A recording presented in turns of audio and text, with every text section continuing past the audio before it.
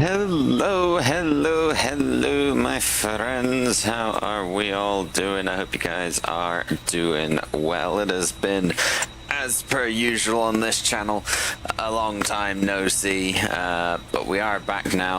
We are here. I hope you guys are all doing well.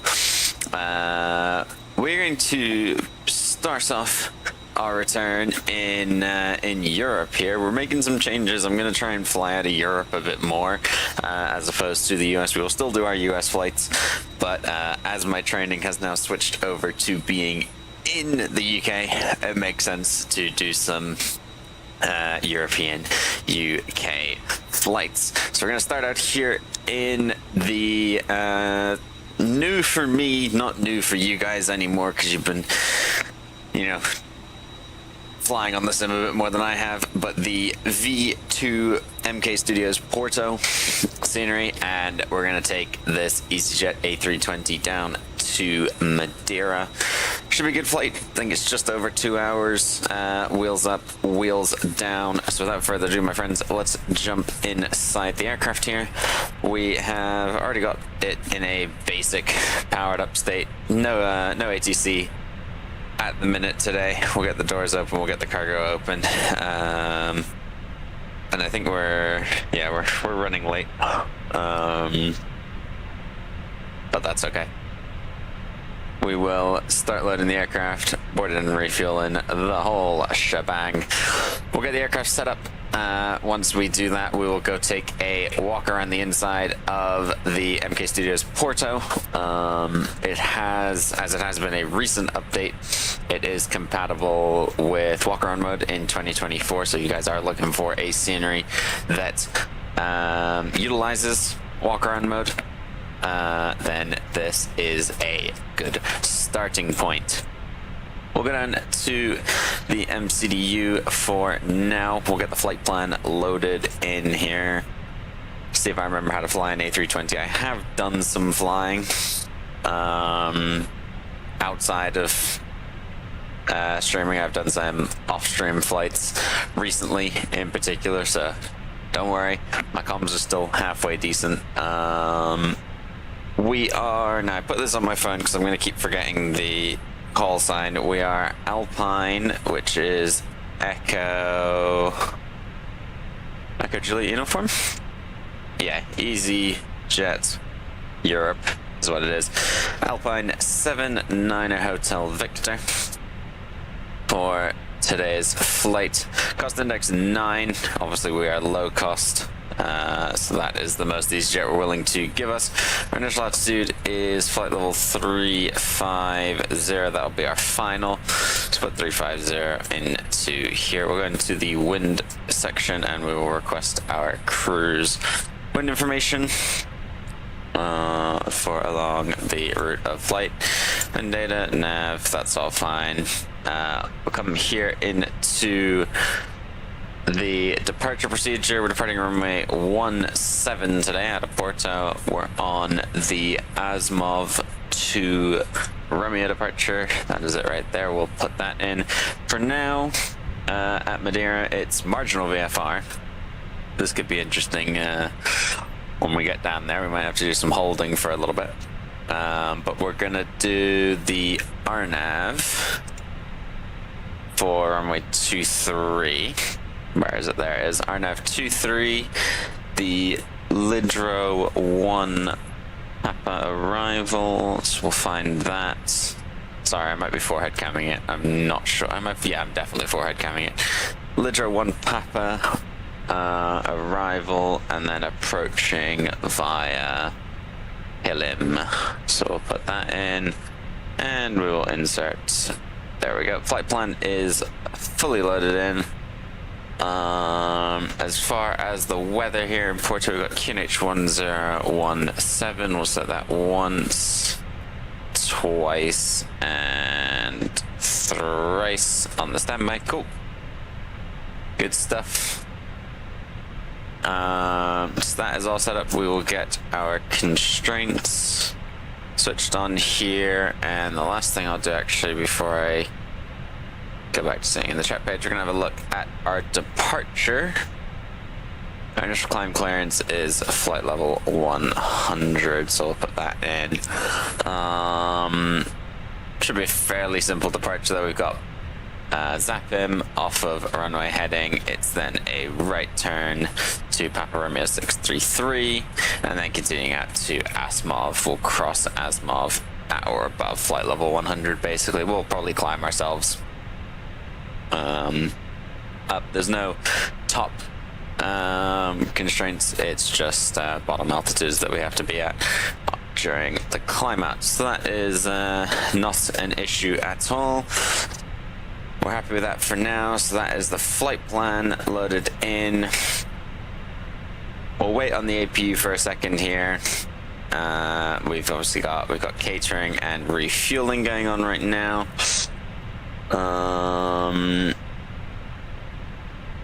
I don't think there's anything else to do. Let's grab our high vis. Let's come out of the flight deck here.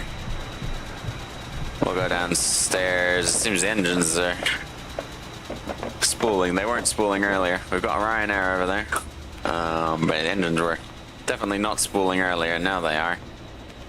We will walk inside the terminal here. We're gonna cross the road before we get run over, and then we can turn around and look back at our Easyjet A320. Coming here to gate 17, I believe, is where we're going to be boarding from today. So as you can see, everything on the inside is walkable. I do not believe the lifts work. I tried.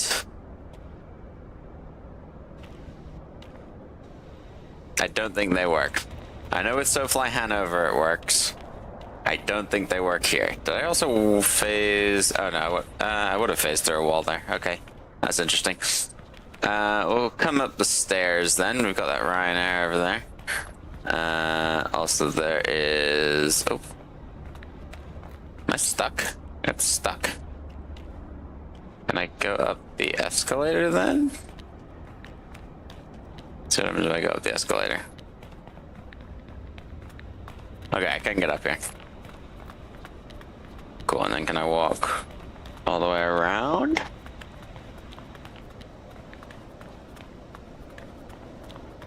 I don't know where we're going. I kind of wanted to get over... Pointing doesn't do anything. I kind of wanted to get over here.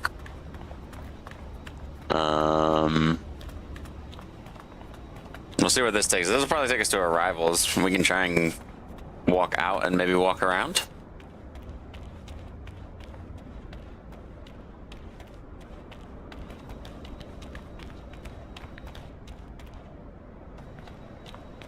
We're gonna be walking for a long time. Yeah, so see, so there's the jet bridges. So this is definitely for arrivals. Well, you know what? Let's go explore. Let's see what we can find down here. Passengers should be boarding, and there's not too much for us to do left in the way of prep. So we can run off for a little bit. That's fine. Oh, look, oh, all of this is bag claim. That's what it is. All this down here is bag reclaim. So where does this go? I kind of now wish walk around mode was... You could run a bit quicker. This is a painful run to like the other side of the terminal. When baggage claim is right down there. But... we'll persist for now. And see where we get to, basically.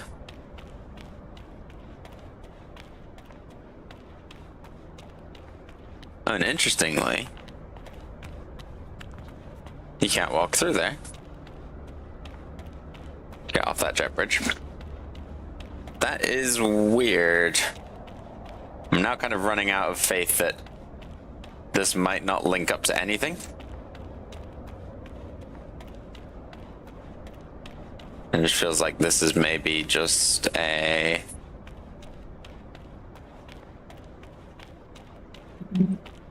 Kinda goes off that way. Like this is more bus gates. So I think this all just wraps around. I don't think there's actually a an ending. Let me go back to the flight deck real quick. And we'll quickly run past all these EasyJet passengers. Sorry guys, I know you're boarding now. And we'll go upstairs to departures, and we'll see how much of departures there is. Then we can use the drone cam to clip across if we need to as well. We can do some of this in drone cam. That's okay. So we go up these stairs over here. This will take us up towards departures. I could have also walked through a jet bridge. I realize that now, but it's okay. We're back over here. Let's see if we can get up. I feel really short on this escalator. Yeah, so here we are in departures. So this is for all the non-low-cost carriers here. I'm really short compared to everyone else. So there might be some stuff actually in the way of security. Let's keep going back this way, see what we can find. Maybe here? Oh, it goes back over here as well. So we got signage. It's always nice to know where you are. You don't get lost in the airport. Shops also have goods in them rather than just being open spaces, which again is another very welcome addition. I'm not sure what's upstairs. Should we go see what's upstairs? Let's go see what's upstairs. Oh, no, there's glass there. I was gonna say it's how we get to security, but I don't think it is. Maybe just like this is a door. Can we walk through here? Yeah. Okay. So I don't know if surely security's not here. I mean, this is all gates. But here's landside news check-in while we're at it. So it looks like arrivals will be down there. Then we've got the airport to go check-in stuff there. We've got just general check-in. If we go landside, I'm scared we're just gonna clip through and fall. Oh no. All of this is modeled as well. Oh, that's cool. So we do have signs. British Airways don't fly to Porto. Right now, at least. They are different as well, so you got Wizz, and some, other various airlines down there. Okay, so the whole landside is, yeah, fully modeled. Which is very nice. And full detail, we even got, ooh. Wait. Oh, hang on, turn around, come back here. Okay, walk around camera is bugging. We messed up the graphics a little bit on this poor person, but that's okay.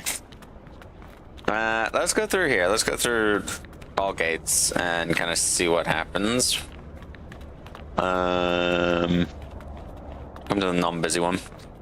So it's the classic scan your boarding pass, you walk through.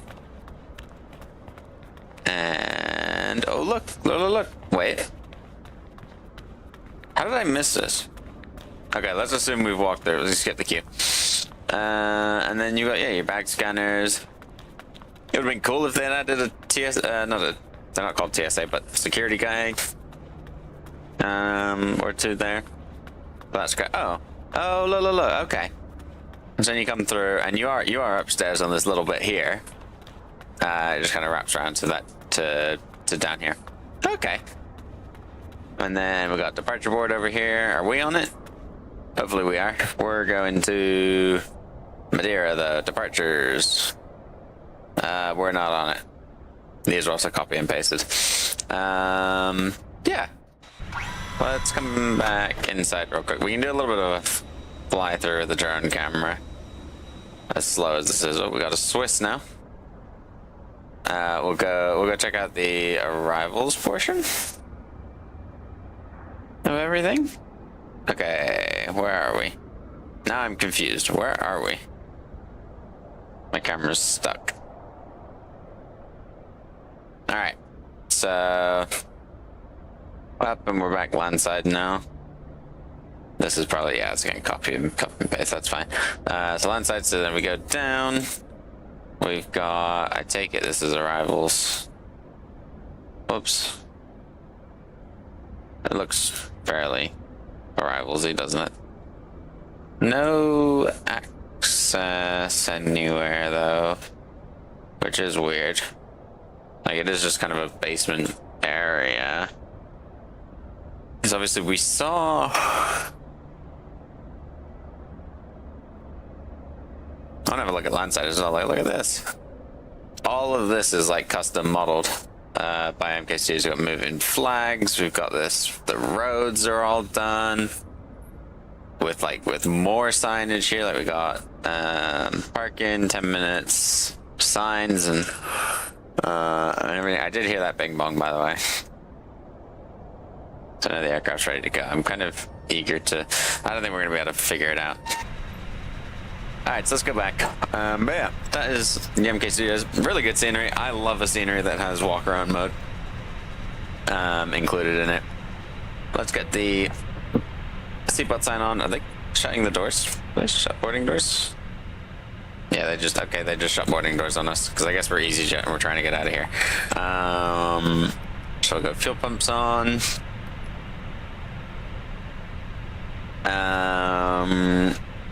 Aircraft loaded. We'll send this to the MCDU.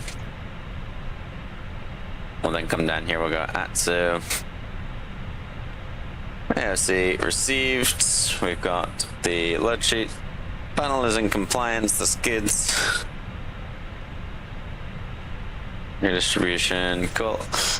And this load sheet would give us a better idea. So I think we're max landing weight today, aren't we? If everything ends up, yeah, we're max landing weight, so we do need to keep an eye on that. And our gross weight, we need to keep an eye on that.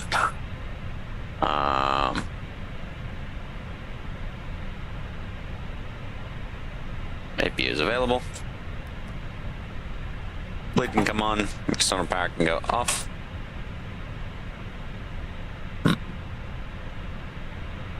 Alright, we'll go to performance. We'll sync the load sheet. We'll sync the weather. And we'll calculate. We're flaps 152, 152, 153. Cool.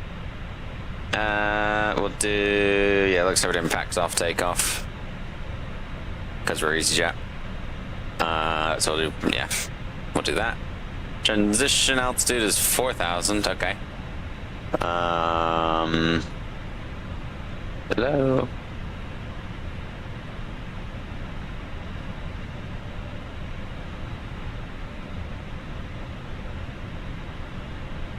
What is going on with my camera?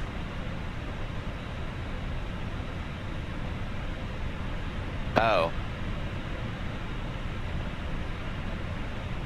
That's why.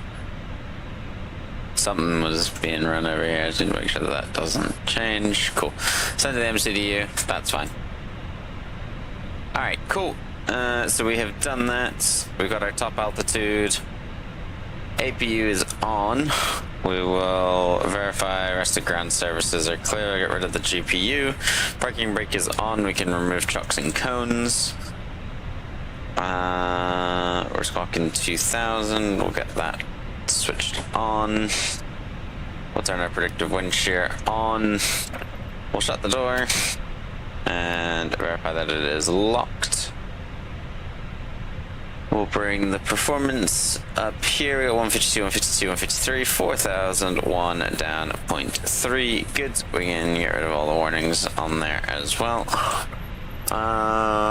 Upstairs we've got the nav lights. Beacon will come on in just a second. Beacon comes on.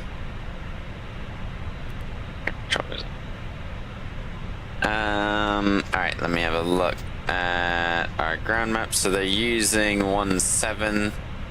So we're gonna push to the north here. Facing north on Sierra 3. Yep, we're gonna stand by for release. We're just gonna wait for these guys to back up.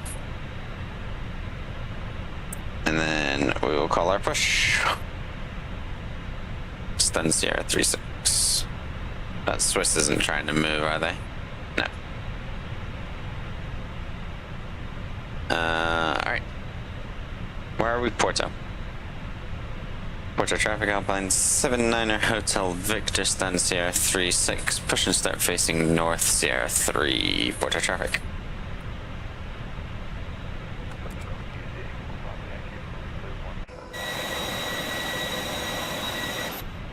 Alright, the Easyjet's clear. They should hopefully wait for us to roll through. Sounds are already at the maximum.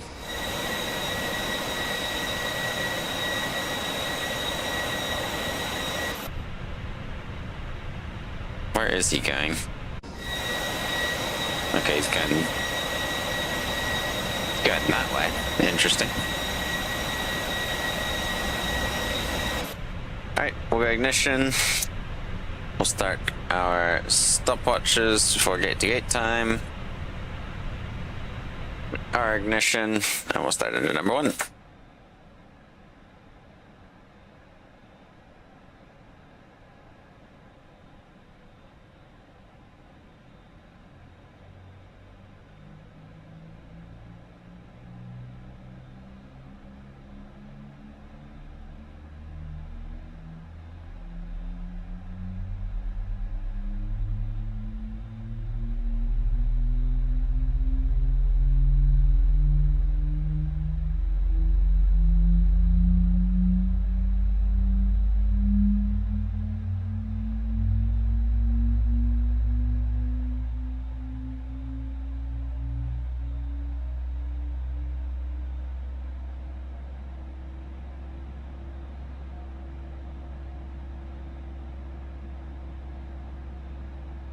Brake set.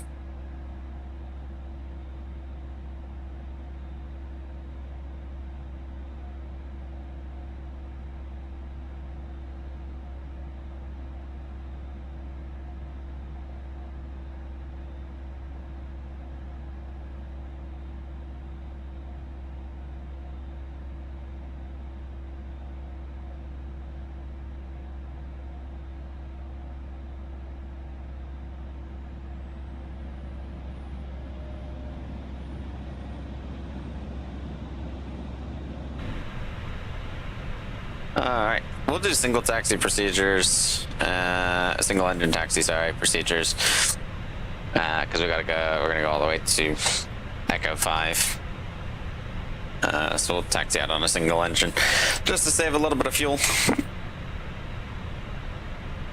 I hopefully have the procedure here. Alright, so our engine 1 is good, so we can open up. We're gonna open up cross bleed. Where's the cross bleed?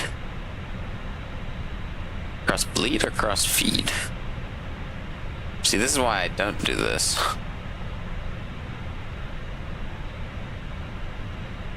This is with packs. Pack 1, pack 2, engine 2 bleed. Oh, crossbleed. There you go. Open. Crossbleed open. Keep the APU running. Switch the bleed to off. Yellow electric pump is turned on. And then we'll delay the flight control check until all engines are started, and we'll arm the auto brake after flight controls check. Okay. We can go flaps to 1. Down 0.3 to 3. Speed brake is armed. And we'll taxi to holding point Echo 5, runway 17. Let me get my call sign Alpine. Porto traffic Alpine 79er Hotel Victor, taxiing to holding point Echo 5, runway 17 via Echo, Porto traffic. Alright. Here we go.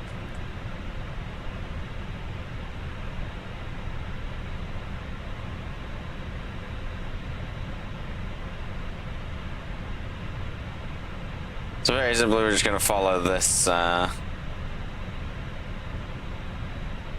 this taxi line. And then we've got the electric pump working its butt off as we taxi out.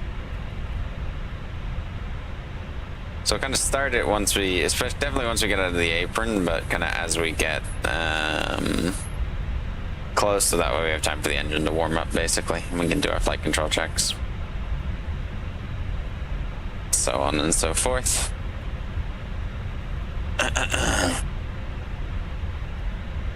Just trying to make sure I'm still going the right way. So yeah, it's straight on this taxiway here. Which is the Echo one at the end. It's not a very complex taxi.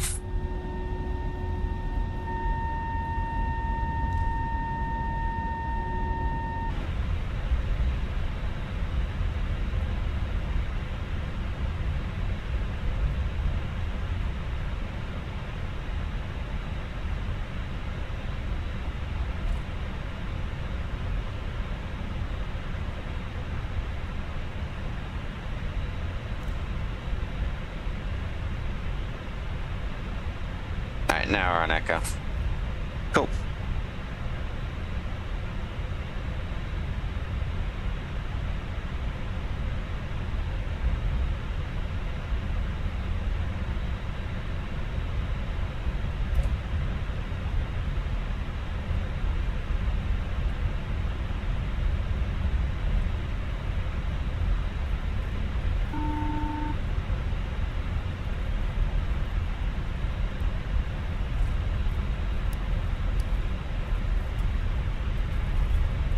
Lovely.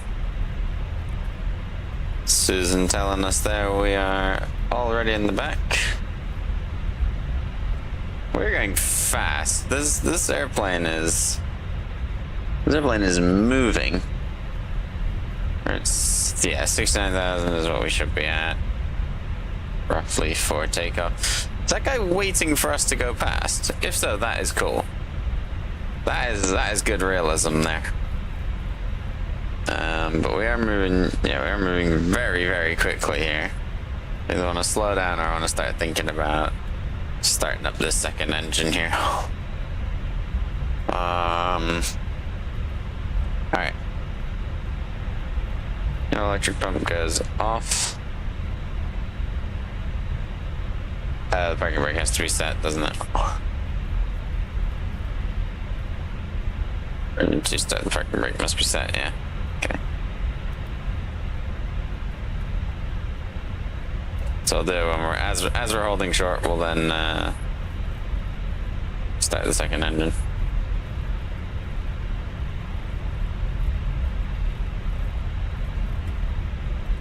But for considering we're taxiing on one engine, this plane is doing 24 knots ground speed without me touching it. So I don't know what's going on there, but we're gonna ride the brakes pretty heavily for this. Here's Echo 4, so we'll go down to Echo 5, and we'll hold short at Echo 5, get the engine started.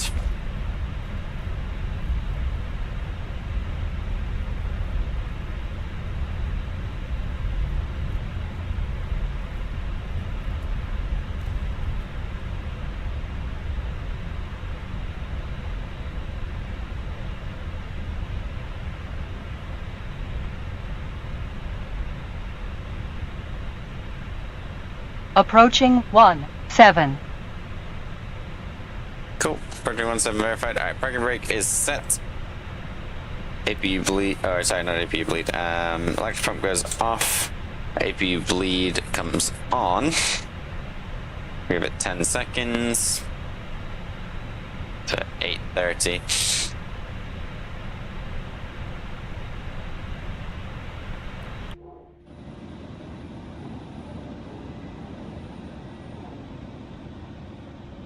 Ignition.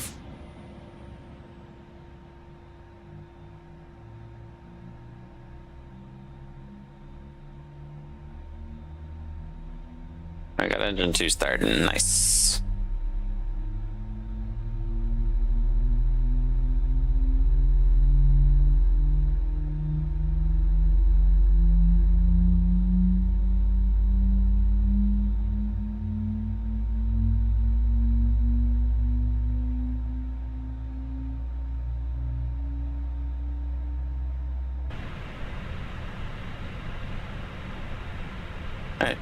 rising and available.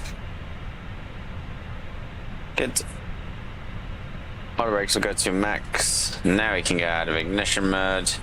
APU bleed can come off. APU master can come off. And cross bleed can go to auto.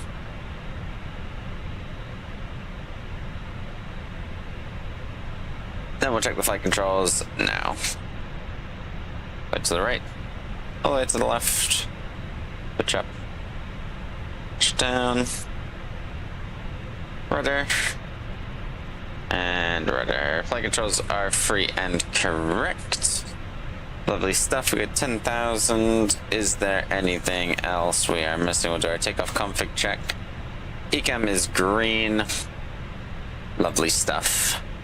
What were we estimated? Nope, that's up here. What were we estimated to be for takeoff? Estimated takeoff weight. We're about 200 pounds heavier at the minute. So, again, we might need to watch out for landing weights. But lights will come on. All of them now. Strobe lights come on. We'll bring out the cabin here. We are going to up takeoff. We're going to bring the weather radar on just before we do that. 122.8. Let's go. Just going to bring up my SID.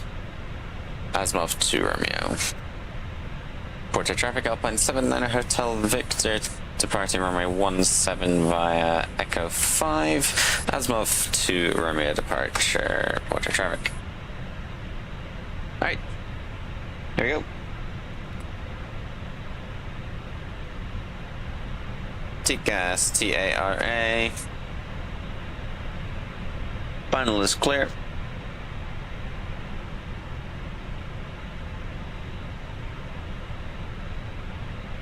And pack 1 and pack 2 go off. Just to give us that little bit of extra performance.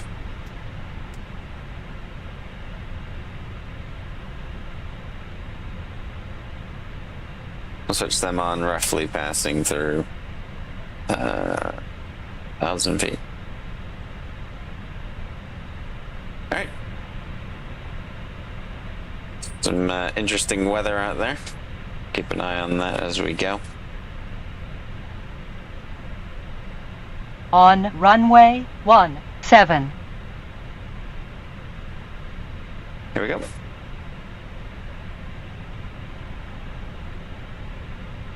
Slight nose forward pressure. Stable. Manflex SRS runway auto thrust is blue. Engines are stable. Airspeed is alive. 80 knots. Neutral on the stick.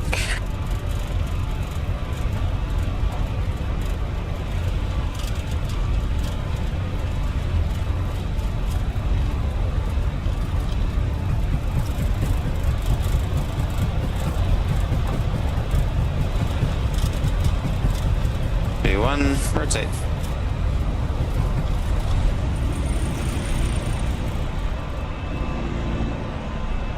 Positive climb, gear up.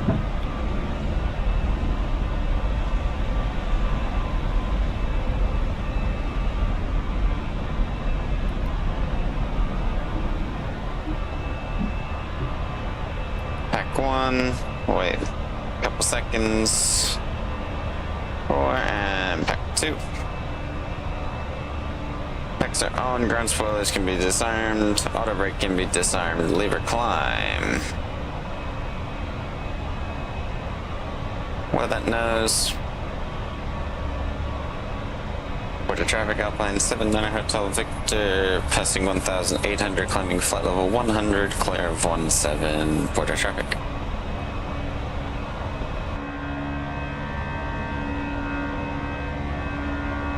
There we go, climb out. Nose light can go off, turn off lights can go off, keep the main landing lights on for now. Speed check above 200, flaps up.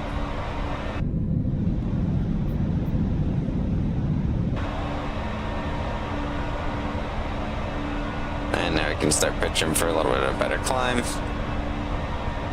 Given we've taken out that drag. Keep going, we're above 3,000, which is good. Keep that climb to be above 4,000 by Papa Romeo 633.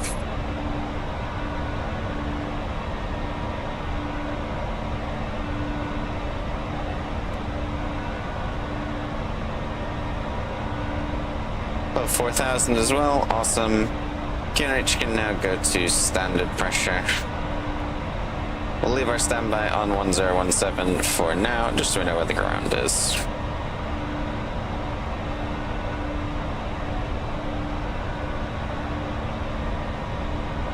We'll start that right-hand turn. Pitch.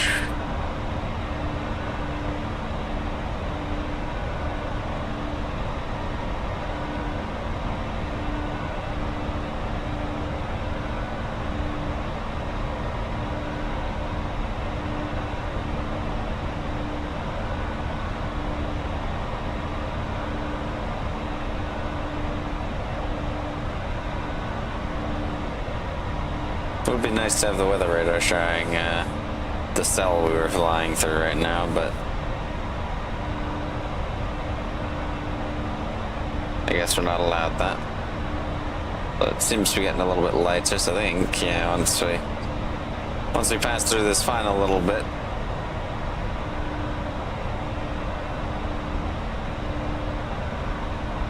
back wing level.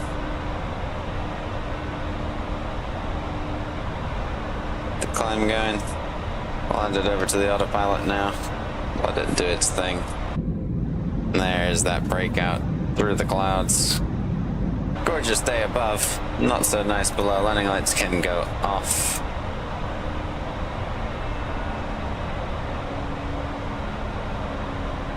We'll continue the climb now. Up to level 350.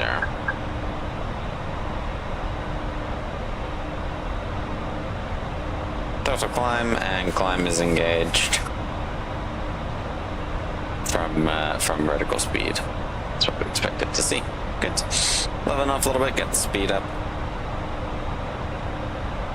Now climbing above the clouds. Much nicer up here than it is on the ground in Porto. Madeira has gone to VFR now, which is good. Winds are now 3001. Wait, no, that's time. Winds are 21019. So yeah, it still makes sense to use 23. It's pretty much a direct headwind on 23. Scattered 15, scattered 28. QNH also 1017. Nice.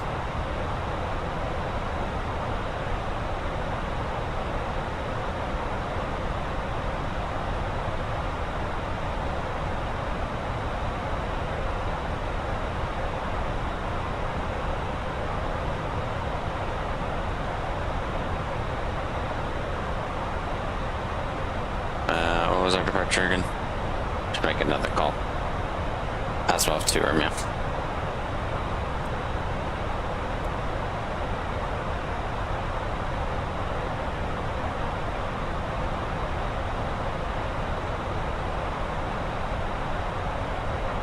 Porto traffic Alpine 79 Hotel Victor on the A320 Romeo. Climbing through flight level 130, climbing flight level 350, Porto. Situational awareness is a good thing. All right.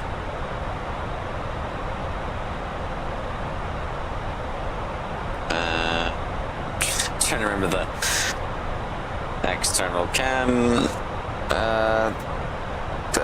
Keybind, but I don't remember what it is. What did I end up deciding? I'm gonna cheat. I'm gonna cheat and see what I put. What did I end up doing?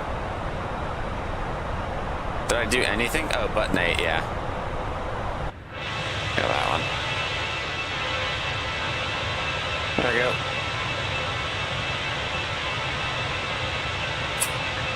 We're flying Francois today.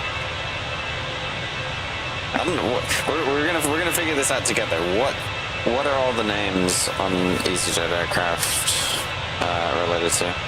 What are the Easyjet Europe aircraft names related to.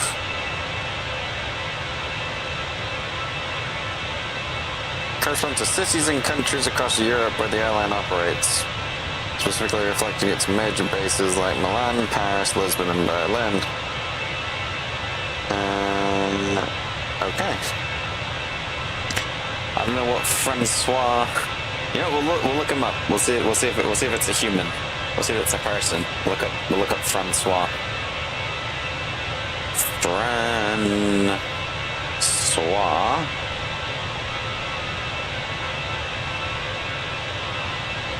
Oh, there he is. Is it a person? Ah.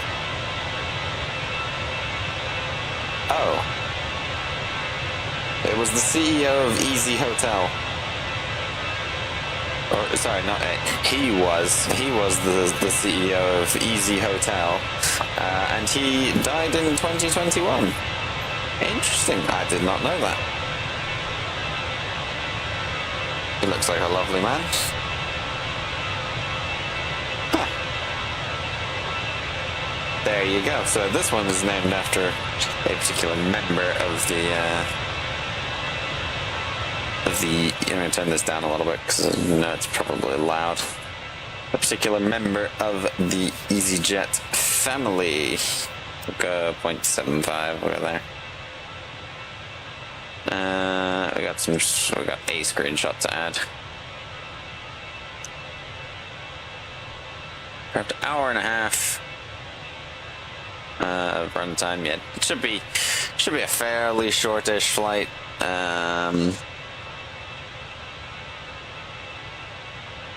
We will not be doing the return today.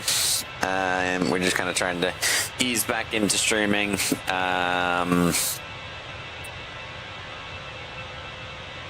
Oh, that's what that is. That's related to NVIDIA. I was wondering what the you can see them down here in the bottom corner. The mic and capture buttons are.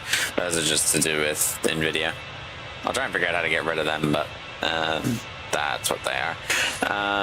Yes, no return today. However, we're hopefully gonna be flying tomorrow. And that will be that'll be a double flight. We're gonna try and do Heathrow, Stuttgart, or Heathrow, Stuttgart. No, I think we're doing it the other way around.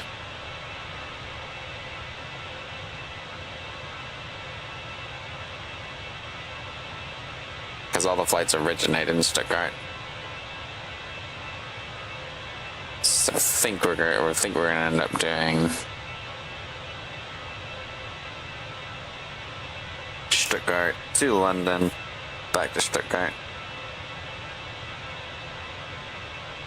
I know they fly a 320. I mean, I know they've got the 319.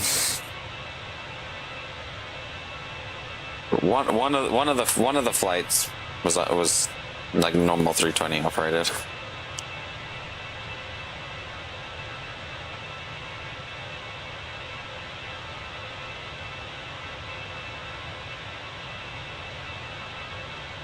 No, we're doing it in the.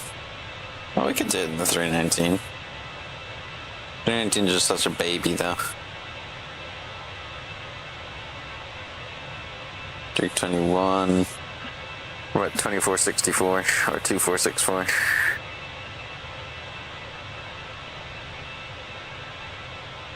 I know I saw one because I tried to do this flight the other day, but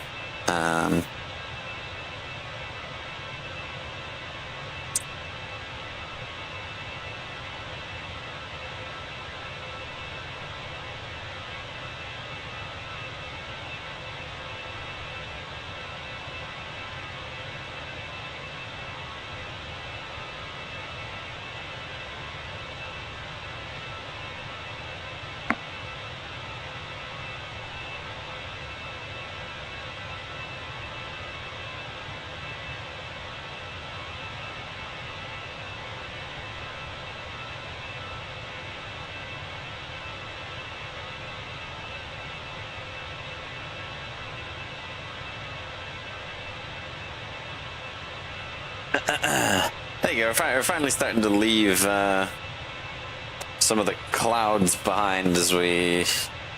I'll jump back inside real quick. Okay, it's not actually that much better out here. We're just seatbelt sign off now and allow the passengers to, I don't know, probably start brawling in the back. 24 minutes in, 11 minutes into flight. Pretty good. What did I... Oh, that. Ah. It's not just the... That's interesting. So if I go like that... Okay, now I can... Okay. I'm still trying to get to grips with chase plane and how it actually works and like what the best way to go about changing camera views is. I know, it's not like I only recently... Well, recently in the last couple of streams. How many streams have we done with chase plane? Let's try and figure this out. It's probably going to be a load, isn't it?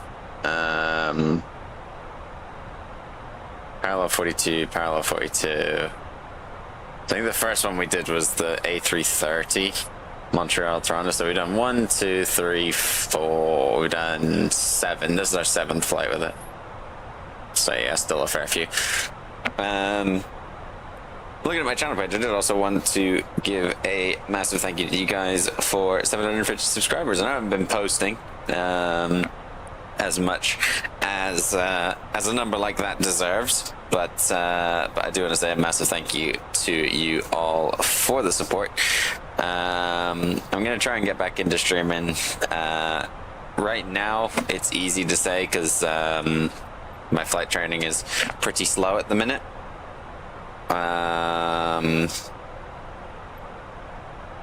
But if that picks up, then obviously that does take priority.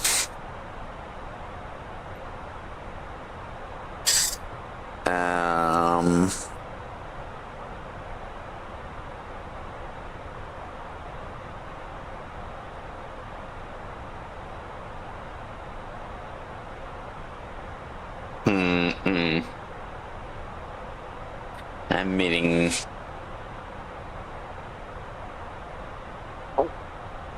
Supposed to have a meeting with someone tomorrow that I kind of forgot about.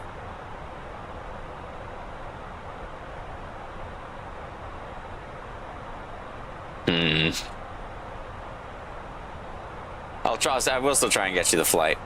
It was going to be shared cockpit, but I don't think the person I'm flying with would be awake in the morning if I was to, if I was to say let's fly in the morning to him. I don't think he would like me very much. So I'll still try and get you guys to stream. I have some shared cockpit flights lined up and in the works. We got a couple. We got a couple of them coming with FS Copilot, which is, I think it's a fairly new mod again. It's like your controls, which I've used once or twice during streams before, but we're gonna be testing in FS Copilot out on stream. I did a test run of it the other day with who did it with? Beanie Aviation. Again, off stream, we did a flight from Heathrow to Amsterdam. It was pretty good. It works. There were some things that I think I might just have to read into, like, maybe there is a way to set it up, or maybe it is something that has to be done by both people.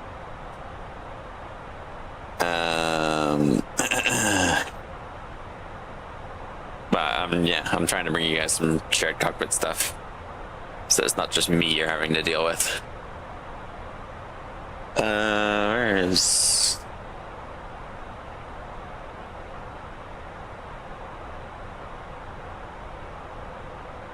I don't know where this VOR is that we're tuned into. It is Radial 120, 80 miles. So we're on the 300 radial.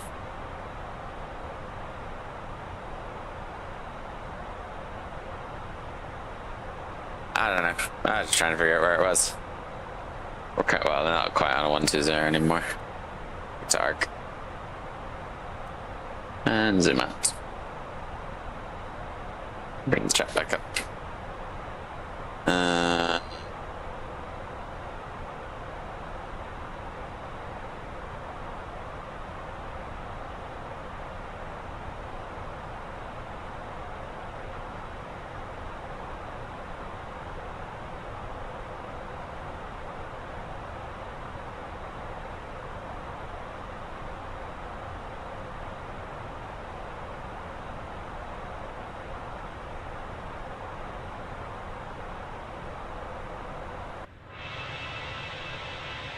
I think I actually want the other side.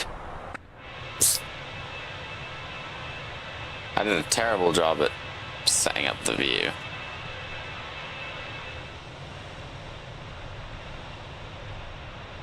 What do we want here?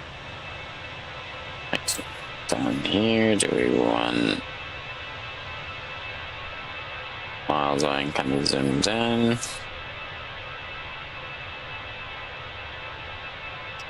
That. You could do that. That'll do. As we continue to climb. I'm just gonna change the default cinematic. Save it here. It's a little bit better. A little bit of a nicer angle.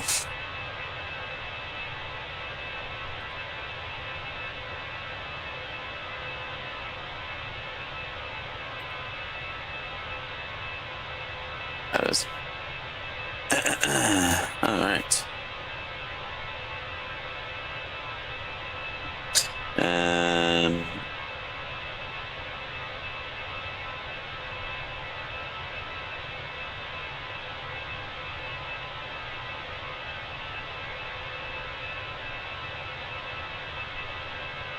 VR for PlayStation has or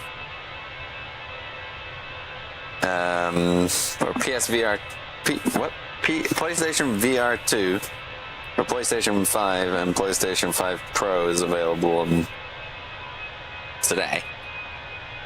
Oh, 10 a.m. PDT. I don't know what's PDT? Pacific time? I don't know.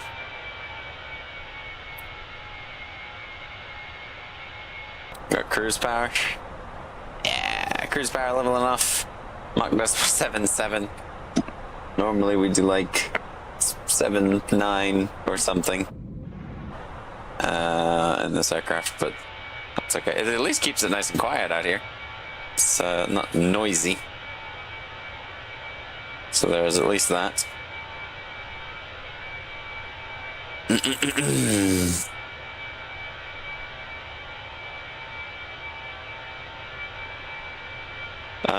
Oh, now we're at cruise. I can actually see hour and 18. Okay, not bad. Not bad at all.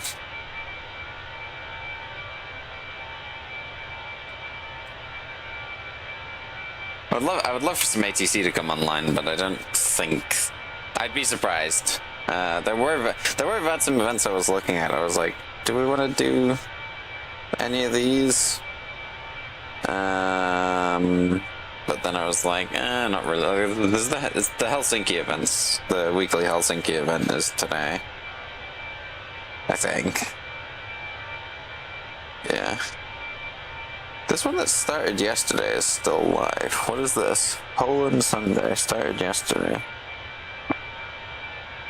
I don't think the Poland FIR is still active, is it? No, Poland's quiet. So I don't know why it's still saying it's a live event.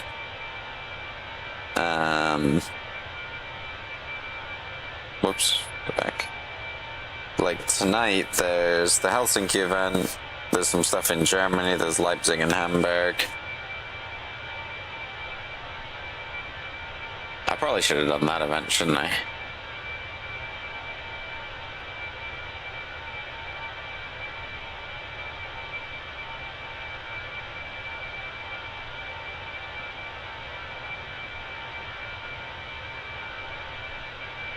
There's a Leipzig scenery.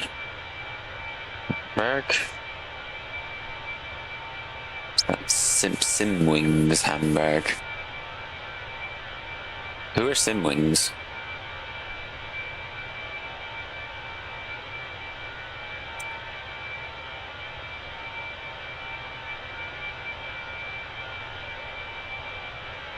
I don't know. Doesn't look walkable. I feel like I have this airport. Let me check my flights, because I would. The only reason I would have it is if I've flown.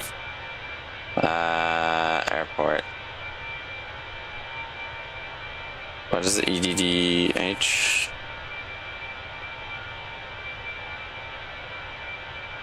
I've only done. Wait, what? No, I've done more flights.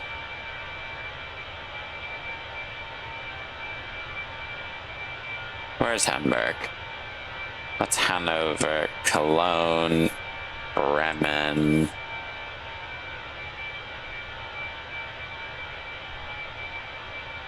I've not flown into Hamburg.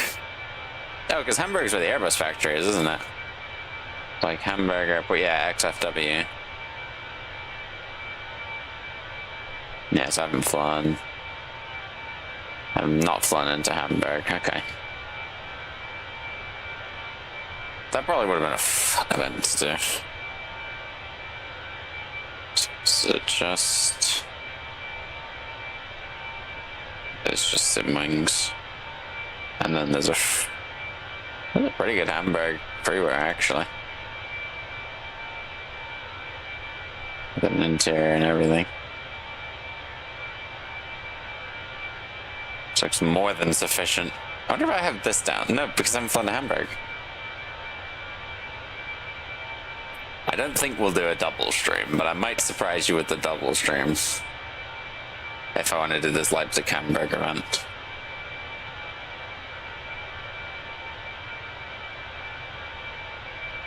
Are there even other flights between Leipzig and Hamburg? Or should just charter or cargo? EDD... Leipzig's not EDDL, is it? No, it's Dusseldorf. Leipzig. LEJ. LEJ to Ham. Oh, there's a Eurowings flight. Oh, there's a Eurowings flight tonight.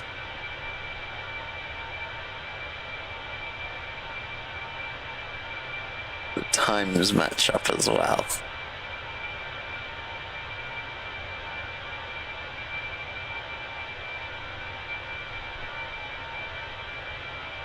Doing Leipzig Dusseldorf. And then is there Ham LEJ as well afterwards? No.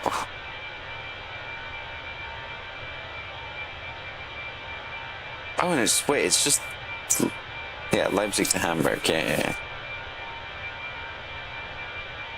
It's 8. Everyone is going to be connected as Eurowings 5243 if they were going between the two. Is the issue with that. It's like, I could try and get the call sign.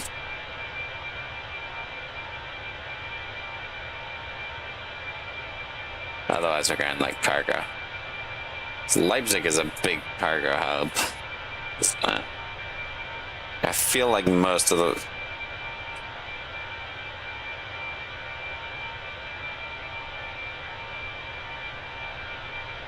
Brussels, Cincinnati. Yeah, like there's loads of triple flights. One doing the Leipzig to Frankfurt tonight.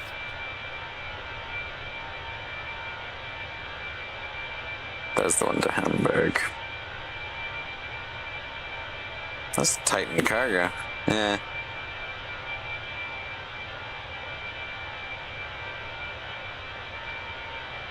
There's loads of cargo at Hamburg, isn't there? I mean, yes, there's some normal traffic.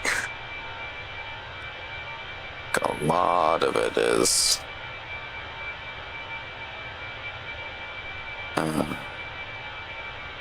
Cargo.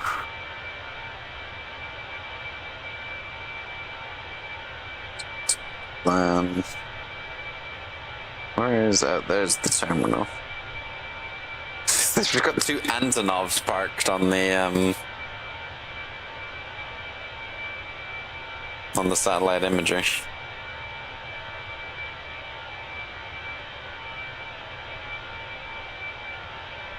Maybe.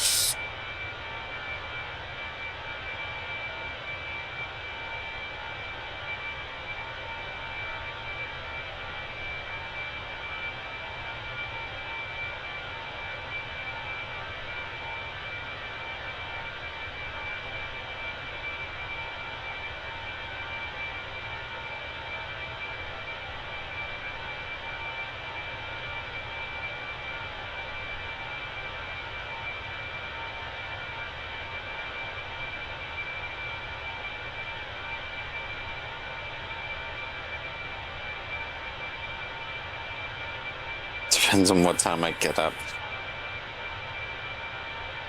Trey, you're a great man to fly with, but man, you annoy me because you can't make plans. He's probably sat here watching. He's probably one of the 3 people in chat, and he's gonna be like, hey.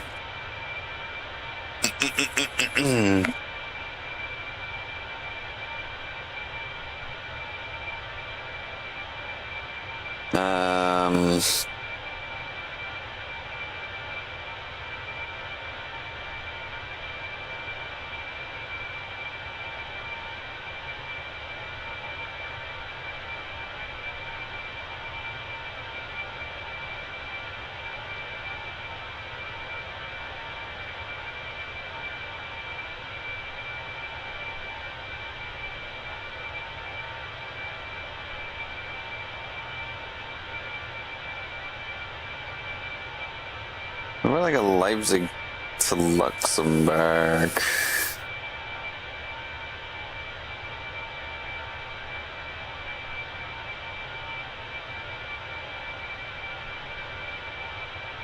Because again, those are 2 big cargo hubs.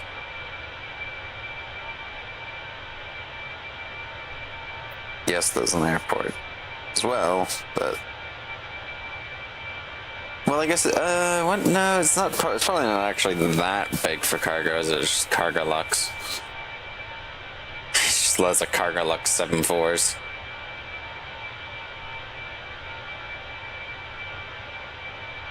Actually. So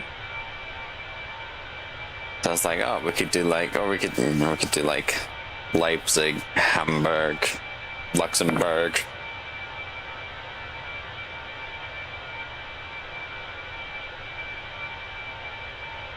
We'll try and keep it simple.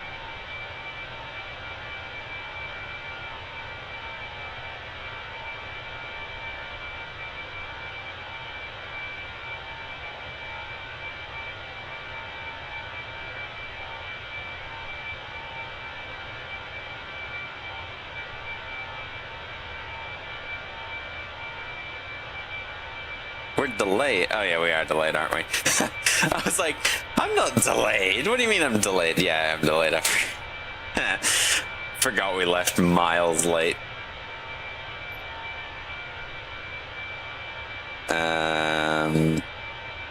Time-wise, we got just over an hour. But that's probably like, yeah, it's probably an hour and 15 minutes or something.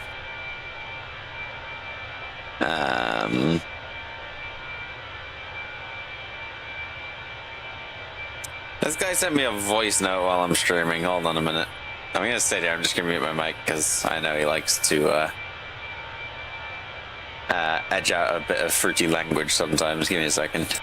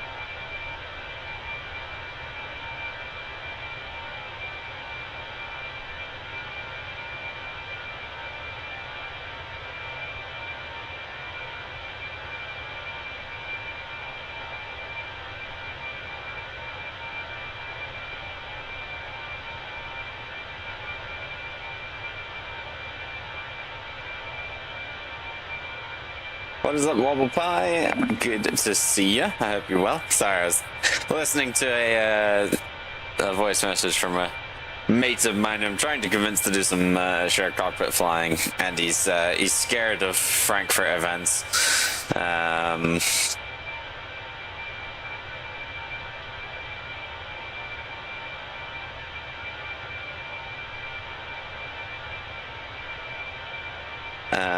But I hope you're well. Nonetheless, welcome. About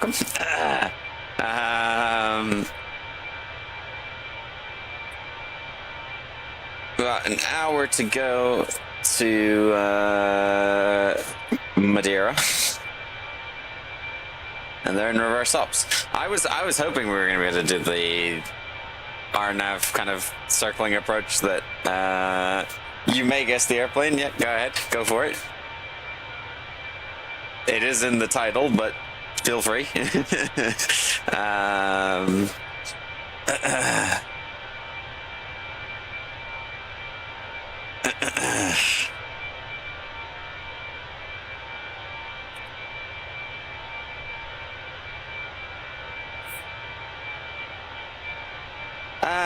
Close. The same number of engines, but not quite. Not quite on the Max 8 gas there, I must say. Same amount of engines though. Same amount of wheels. Same amount of wings. Other than that, you're a little off.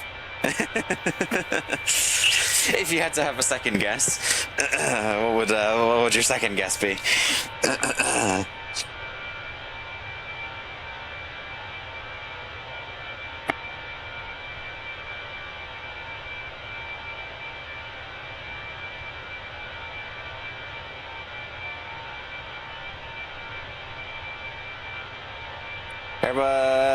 Well, the A380 doesn't have the same number of engines as the Max 8. And I said you were on the right path with the Max 8, so if take away 2 engines from the A380. Yeah, I got you. It's all good.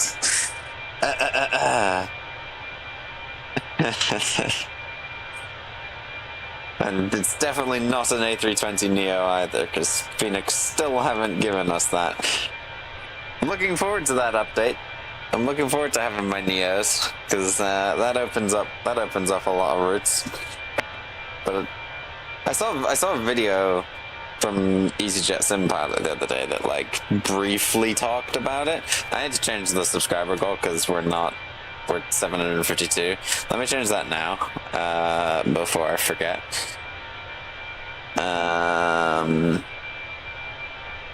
Dashboard. Right. No, it's not under commands. It's under timers. We're gonna go to 755.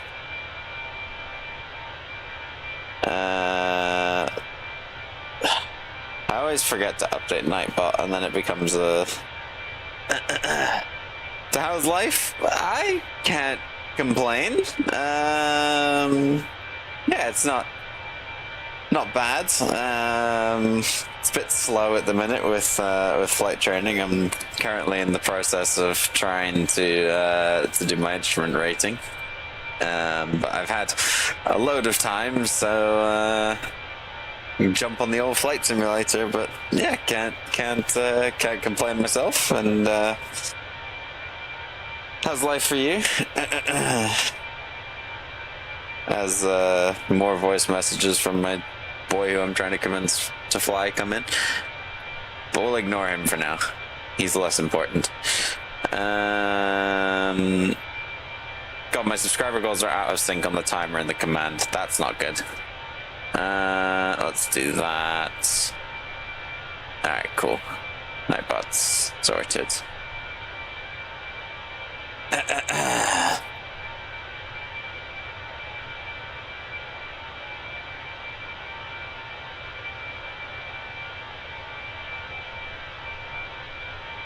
Hello? Okay, we're doing more crosswind correction. Like, why are we... Destination... not bad, but I'm learning how to use autopilot on Flight Sim 2024. Ooh, very nice. What aircraft? Like 320 autopilot or G1000 autopilot?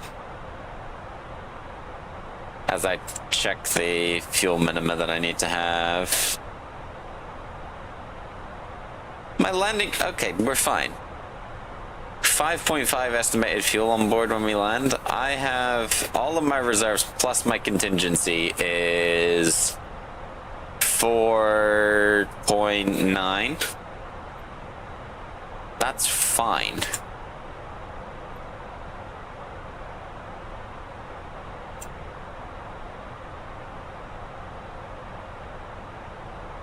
Is it going to be performance destination estimated fuel on board? That's fine.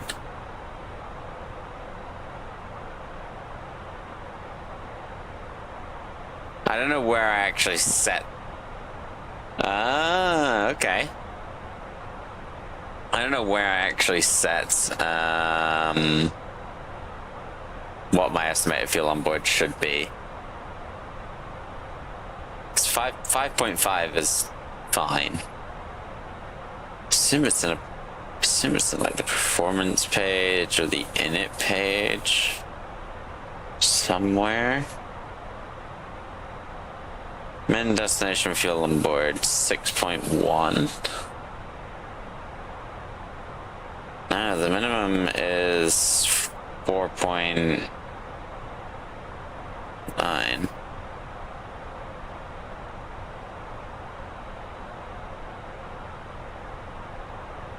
Final is, yeah, 1 and 30 minutes holding, which I've said. To go back is 3.7, so that should be fine now. Estimated fuel on board 5.5, that's not an issue. Anyway, let me go back outside. A little bit of turbulence here. Seatbelt sign goes on. 787 Dreamliner, okay, very nice.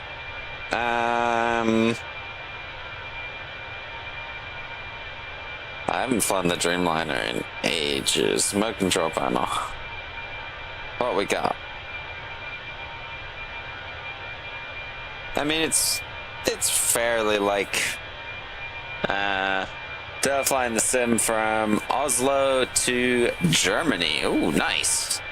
Are you doing the Vansom events later? Like into Leipzig or Hamburg?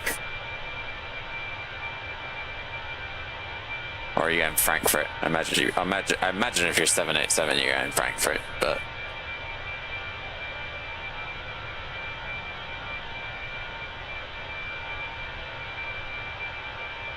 maybe Hamburg? Okay. I might do the event. I'm kind of trying to make up my mind. I think we'll see what time I land. At the end of this stream, when we wrap up this one.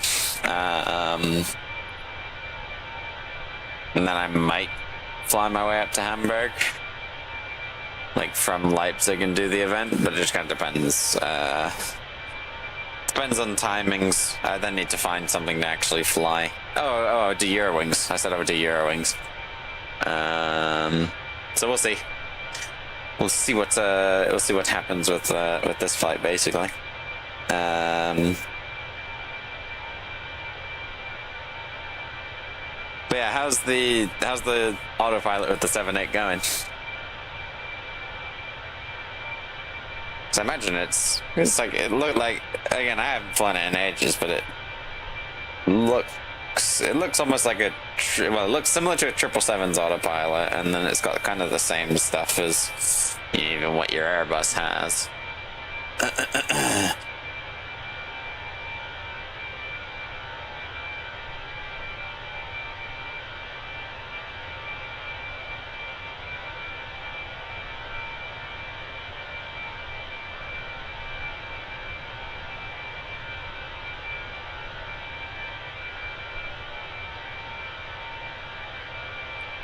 'Bad. When I do autopilot, the plane just flips to the side. Are you using the default 787?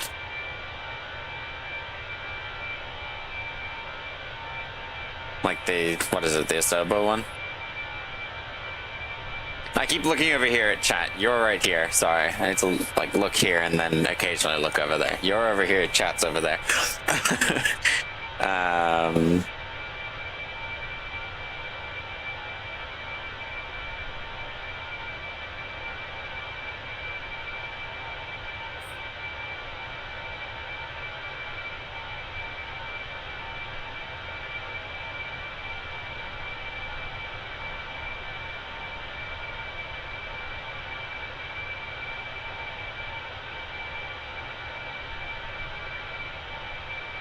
787-8. Oh, the Bravo airspace?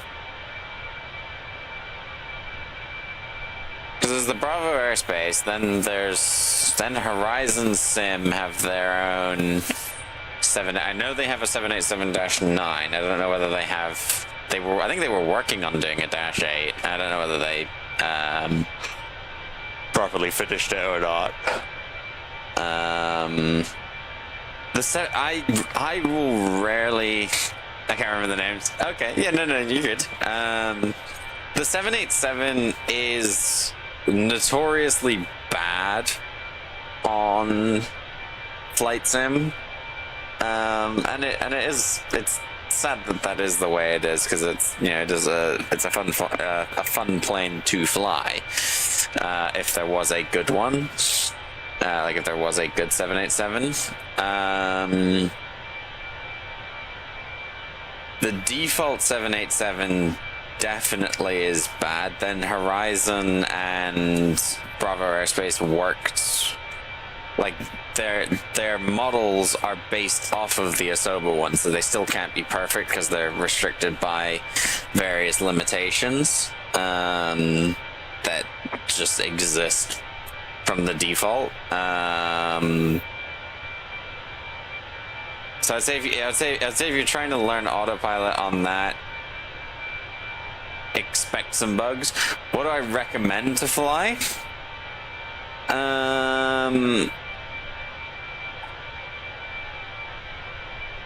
For getting started, you're in Flight Sim 24. In terms of aircraft that work, like the Fenix is great because everything does work how it should and how it would in the real world. The problem is if you're new, then it can be overwhelming. But I also fly the Fenix like fairly simplified. Like I'm not concerning myself with the circuit breaker wall or the circuit breakers on the overhead or anything like that. Like I am just kind of flying a watered down version of what it would be like in real life. But the Fenix is good. The tablet is great. PMDG are another good one. The problem is they are really pricey aircraft for what they are. For getting started, you could go with the fly-by-wire A320 Neo. I think is a solid product. The Any Builds did their own version of the 320 Neo for Flight Sim 24. I haven't flown either Fly-by-Wire or Any Builds in like a long time. I remember Fly-by-Wire was a decent aircraft to fly when I flew it years and years ago. Pretty much like when the sim first came out. I haven't really flown it since, which I probably should. I probably should try and set it up again, or the Any Builds one. But they're fun aircraft to fly. It is annoying that like there's no. Well, there are some decent freeware aircraft. I think I just haven't flown them. But like a lot of the good aircraft that fully work are like payware aircraft. And the 7.8, the autopilot should still work. Like it shouldn't be that as soon as you switch the autopilot on, the aircraft just flips to the side. I have on my channel, I don't know how much like good it will do just to kind of watch it, but if you go back on my past live streams, back probably like 10 live streams or so, no more than that. If you scroll down to my either Frankfurt to Munich or Honolulu to Calgary, those are my 2 787 flights I've done like recently. And you can see me walk through the autopilot, like as I'm using it for the flight. You can kind of see how I set it up, and I didn't have any autopilot issues with either of those. I have heard the Antonov 225 is on the marketplace. It is. I have heard good things about it. I think it's a complex aircraft to fly though, because like it's 6 engines, or through the turbulence, which puts time back off. It is a complex aircraft to fly, I think, from my understanding of things. Especially dealing with 6 throttles, the fact that it is a Russian-made aircraft. Should you buy it?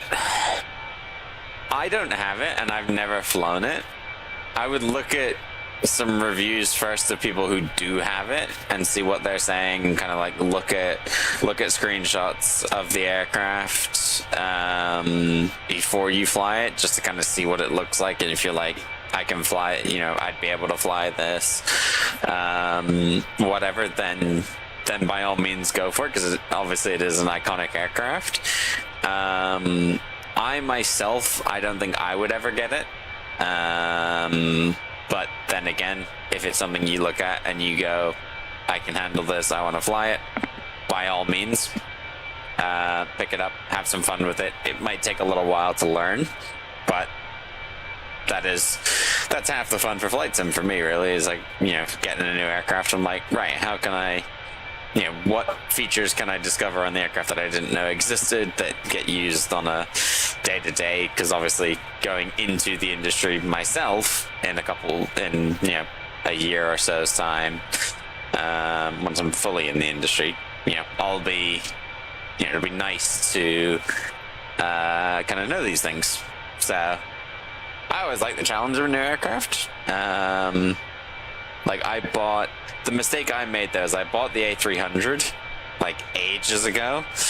It was on sale on the Any Builds website. I bought it. I haven't flown it since. I should really try and fly it though. I should try and fly it. Because I bought it. I might as well try and learn it. And that gives cargo options. I think it's a pretty good aircraft, the Any Builds A300 and A310. One of them's free. The A310 is free. The A300 is another, good aircraft, both made by Any Builds. Maybe next live stream. I've got a couple lined up. I've got a couple of streams lined up. So tomorrow I've got a flight planned, and then either Saturday or Sunday I've got a flight planned, and like the A3, if I am to do some A300 stuff, it's gonna take me a couple of flights outside of streams just to kind of get to grips with it, get in the flight deck, go through a power up, and whatnot. But I could definitely do that. Like I've got loads of free time, so I could definitely do that. And try and do some A300 cargo ops. I could try and do that. I'll see if I can stick to my word on it, because I'm not very good at that sometimes, but I could definitely try. And then bring you a video on it a couple flights down the line. How are we looking? 5.5. Okay, 5.5 is updated now and gone yellow. That's good. Oh, we got a guy following us. Who's that? Oh, it's past us. Yeah, 1,000 below. We're at 3.5. That was a Wizz Air airplane going to Gdansk. Okay, there you go. Very nice. Yeah, looks like Madeira's still in reverse ops. So there's that. 44 minutes to go. Oh, I guess, yeah, this is the longer flight. We're going east. I mean, we're mostly going south, but like we're going a little bit east as well, so it's going to take a little bit longer, and we're going to have the headwinds. Oh well. Whew. You know what? I'm going to put this here for a second. Maybe in the future you and I play some together on online server. Are you on VATSIM? Oh, did it lag? Uh-oh. Was that lag? I don't see any skip frames on my OBS. I have been worried about that though, because the internet is a bit dodgy. So I'm worried about lag. It looks fine on my end. Maybe not. But yeah, do you fly on VATSIM? Because I would definitely be down. I always say to people, I'm like, if you're a simmer and you want to do shared cockpit flights, I am not one to say no.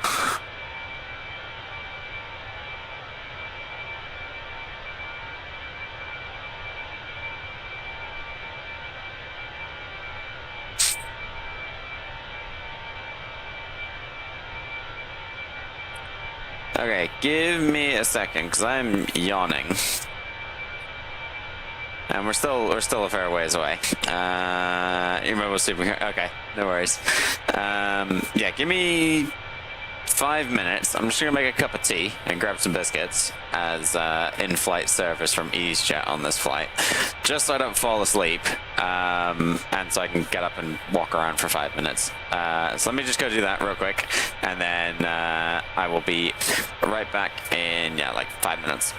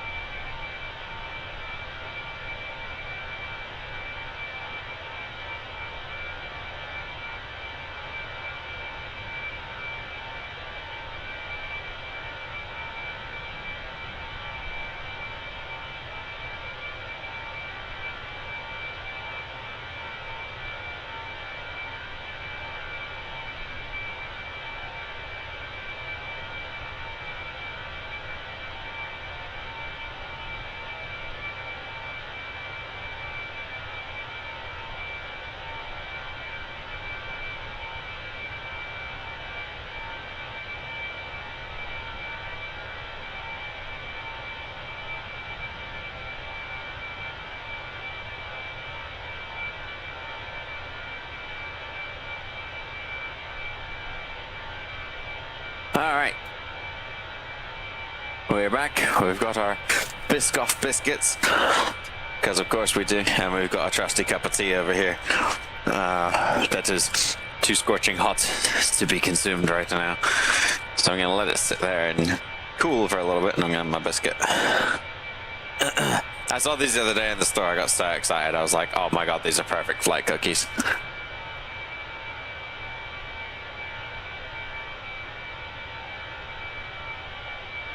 Like, you go on any airline, the most likely biscuit they're going to have is Biscoff cookies.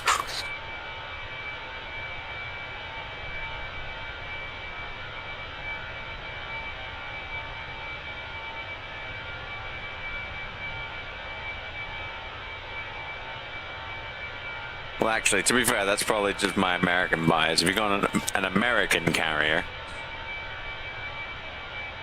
the first airline I saw them on was Delta, and instead of Lotus on it, they put in their logo and Delta on the front of the biscuit. And then Americans did the same, and they just left Lotus on it because they're cheap.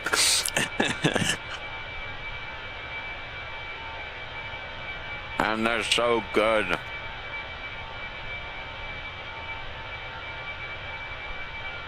Like, they're such a good biscuit.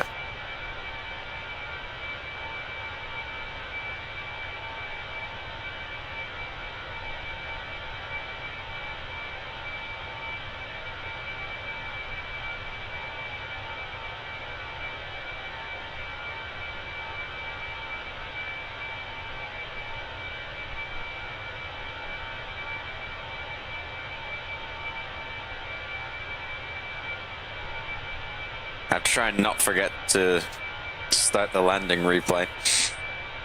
There's been a couple of flights now since I last recorded the replay of one of them. Yeah, it involves opening a whole nother app and whatnot. And I need to make sure I don't just forget about it entirely. EGHQ, is that? Oh, Nuki. No, not Nuki.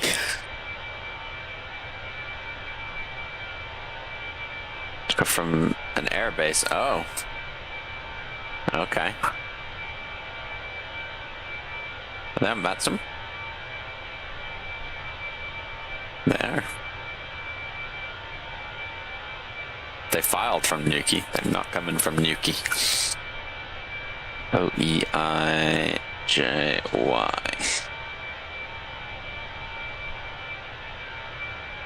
Easyjet. Europe.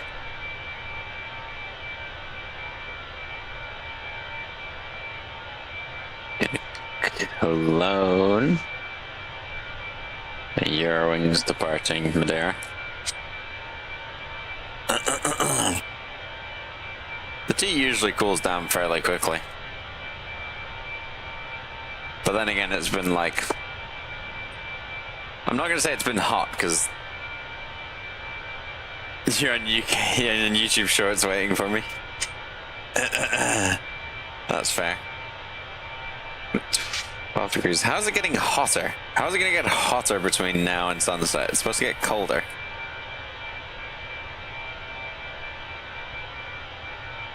But sure. The fog? It's fog tomorrow morning. Interesting. It's a grey week though. The temperature's at least starting to come back down, which is very nice and very much welcome. So like, usually it cools the cup of tea down a bit quicker. I am half British, yes. My dad... Ooh, almost spilled the trusty cup of tea. My dad is from the UK, yes.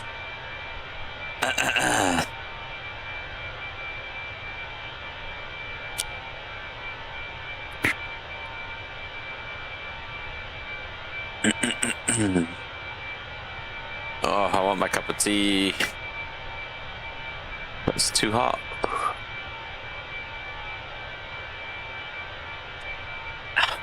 Yeah, it's tolerable in small sips.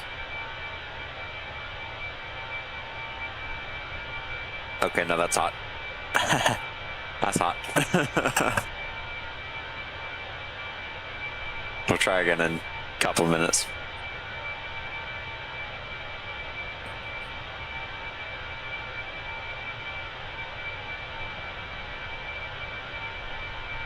How far? Let's jump back in the flight deck real quick. Look at that crab angle. How far? Top of descent. Okay, just over 80 miles. Let's start to think about a descent and descent planning. We're gonna plan to land at max. All 64.5. It lagged. My dad did it. Was it lagging for you or lagging for me? Let me check my. Again, I'm still showing 0 frames drop total. But my dad is British, so I am only half British. Runway 23, that's right. Okay, EFB captain. Sure, we'll do it on the EFB captain side then. Okay. Low auto brake. Medium takes the distance down quite a bit. Reversing does nothing. We can do low auto brake. Manual land, flap full, auto thrust on. Or sorry, yeah. Auto thrust on. Your dad's Norwegian? Ah, very nice. Very nice. I don't believe the runway is wet. No, it's just cloudy. There's no rain reported, so the runway's dry. Cool. So there's our distance. Back up here. I'll come down here into performance. Approach data. When was this published? 1330 Zulu. That was published 2 hours ago.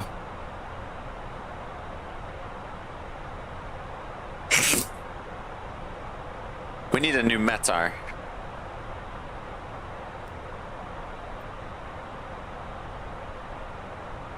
Hold on, I'm gonna quickly check my iPad, see if I have a newer one in here. Okay, 1500. Oh, if I click the refresh METAR button. There you go, 1530. Okay, so this is even more current. Bring this back up.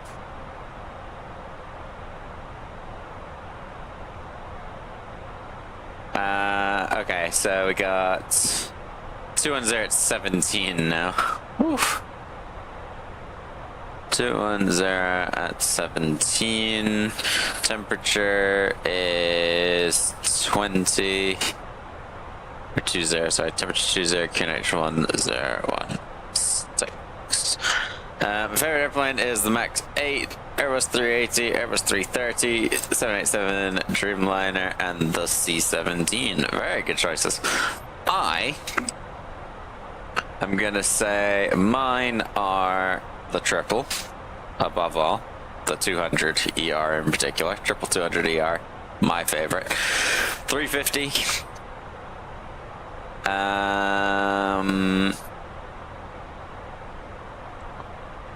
What else do I like? It's boring. I like a 320. I do like a 320. I am an Airbus guy. I'm definitely more of an Airbus guy than a Boeing, but I'll happily fly a Boeing. Obviously the triple is my favorite. I'm definitely more leaning in the Airbus house, with a couple Boeing exceptions. We're doing the RNAV. Let me pull the plate up real quick and just run through that. Alright, so we've got Pilim. Got Pilim. So 2,800 is going to be our descent height, or our platform altitude, sorry. We'll set that as we kind of getting We'll set that now. We're within 80 miles. MDA is going to be 1390.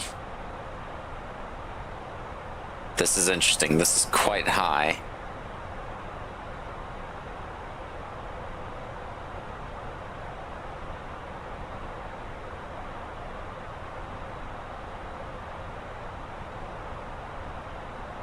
This approach looks weird.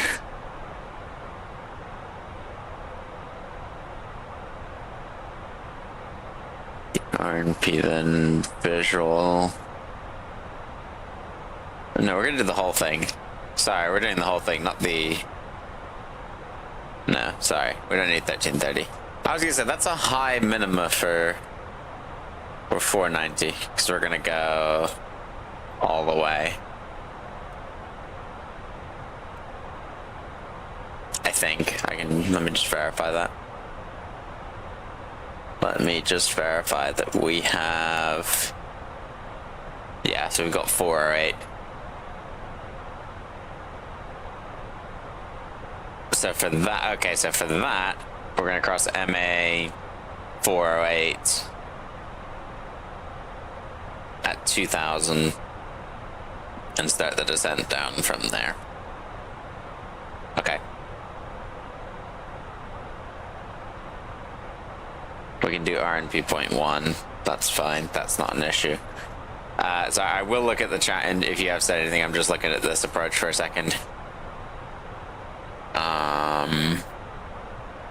So the winds are 210, so we can take 25 knots. Right now, it's 17, so that's not an issue. Or the max permissible wind. Alright, I'm gonna look at all that. Let me come back to chat. And I'm about to go. Oh, he's gone. I'm about to go to my dad. Do your things. I haven't seen him in a week, so see you later. Cool. Well, thank you for stopping in if you are still here. If not, that's okay as well. Sorry, I did run off. But yeah, thanks for hanging out. I shall see you later.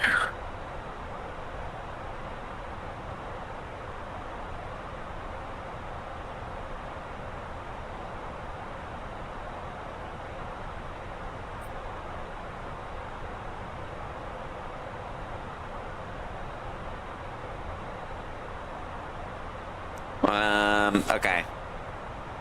There's a level 5.5, that's fine. 490.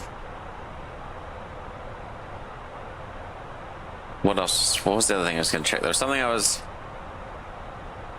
wanting to look at. It's cloudy, I can tell you that. Oh, holds. Where is there a published hold somewhere? Because there's a hold at Hill M. So we need to be at 3,000. Minimum holding us is 3,000. Let me go up to Hill M. And let me just plan a hold. So our inbound course is gonna be 226. Yeah, inbound course 226.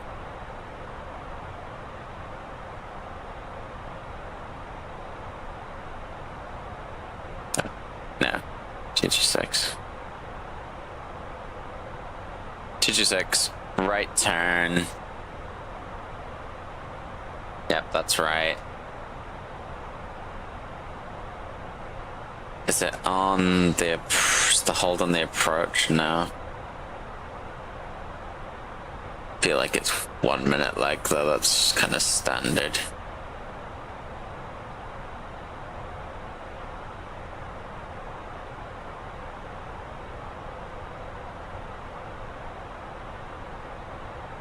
Well, actually, I can probably... Can I tell how much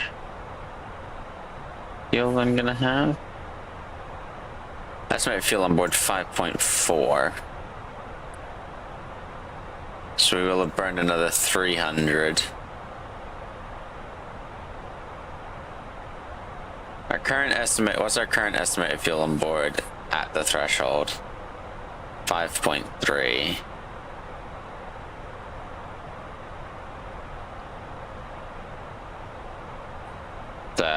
Yeah, so we're gonna have to do a couple laps in the hold probably to get below max landing weight. But that's okay. So we got that hold at Palim. We'll go down to 3,000 then.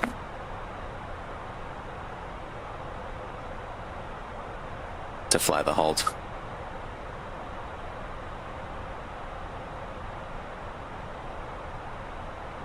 So obviously we're Easyjet, so we're fully loaded with as many people and as many bags as we could take.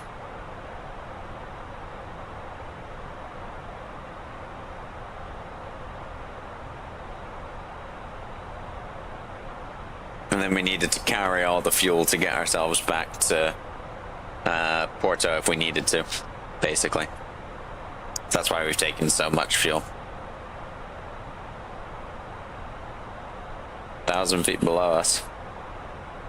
More traffic. Must be on that sim, yeah. Departing out of Funchal.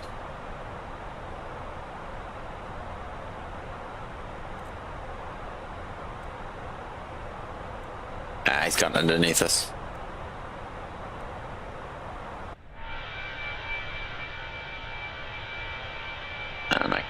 I can't see him.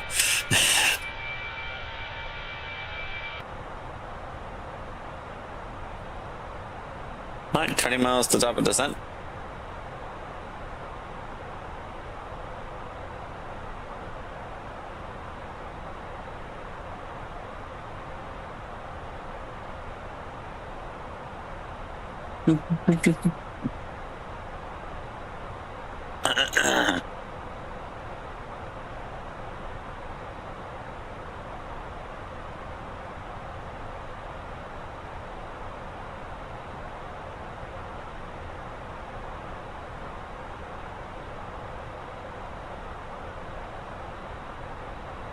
It is 64.5, right? Yeah, 64.5.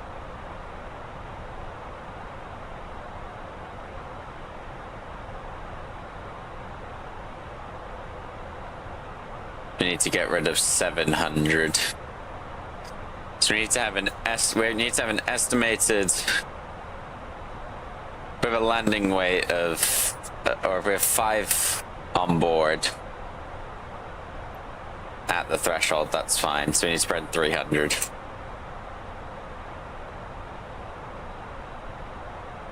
In the hold, basically.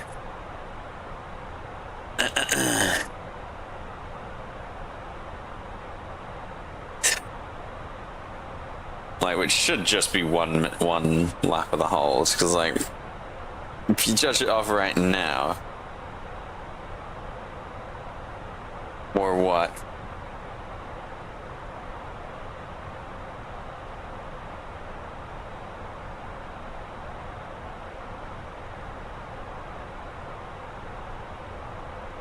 That's 2.2 or 2,000. Well, that's 2,200 divided by 60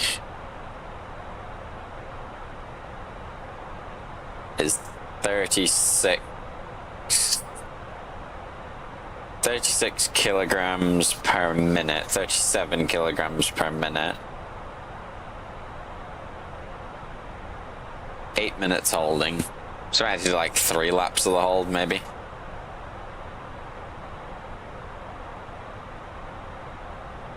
Just to get the weight down, basically. Alright, but we're coming up here on top of descent.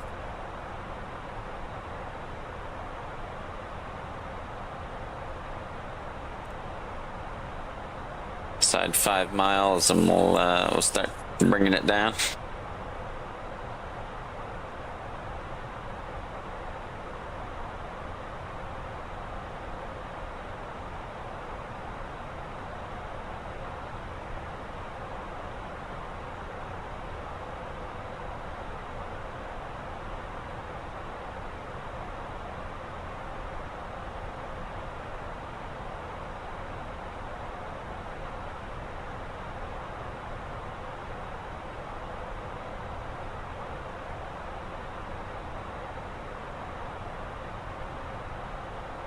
And we're pushing.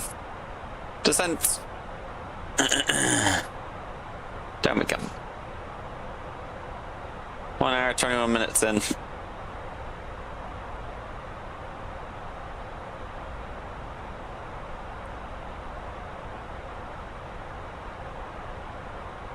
I'll hold the 1000 for now. Level 4-3. What is that for? There's 4,000 at Mike Alpha 534.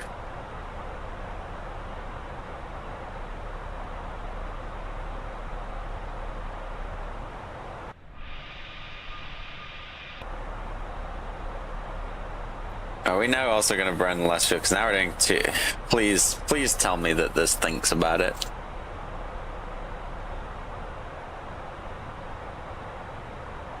.1. That, wait. Huh? 6.1? No, it can't be 6.1. We've only got 5.5.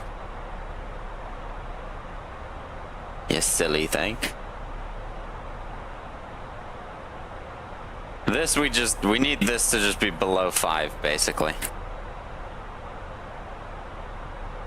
And our minimum we said was 4.9.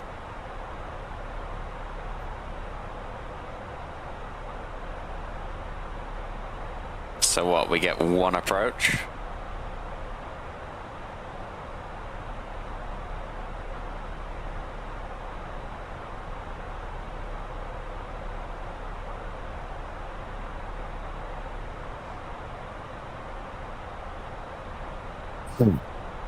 Interesting. How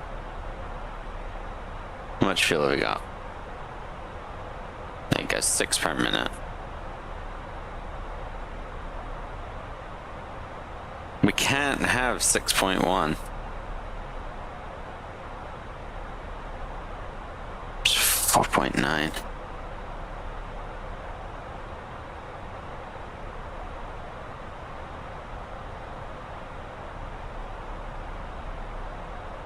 Alright, well, we'll figure this out as we approach. Pretty much is kind of what we're gonna do at this point.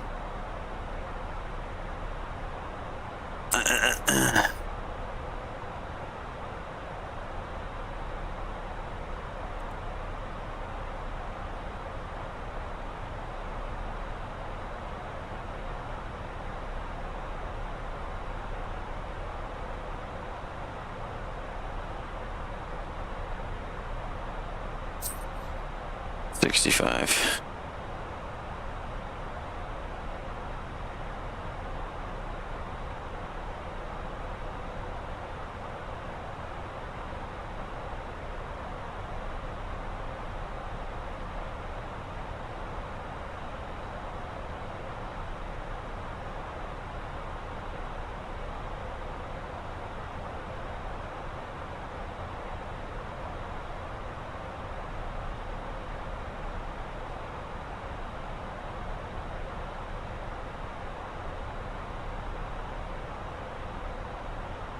Google search isn't helping me figure out whether we can be at a lower or higher landing weight than 64.5.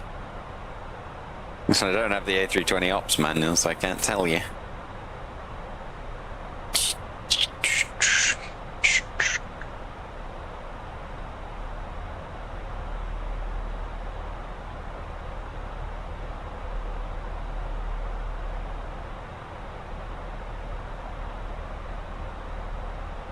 There you go, engine's spooling up. Yes!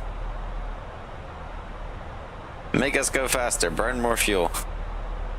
And they're doing 10 per minute.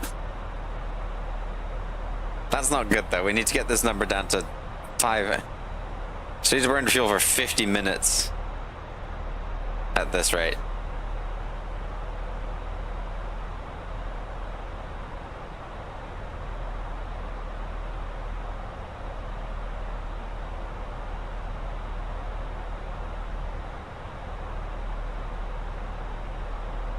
doubt this plane can jettison fuel as well.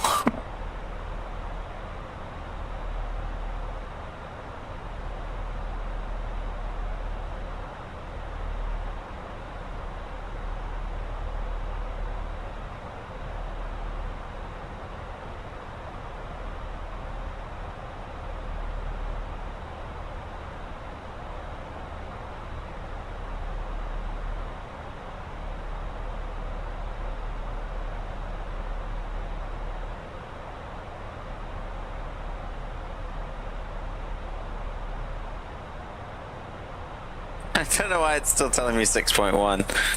I cannot, unless it's supposed to mean 5.1.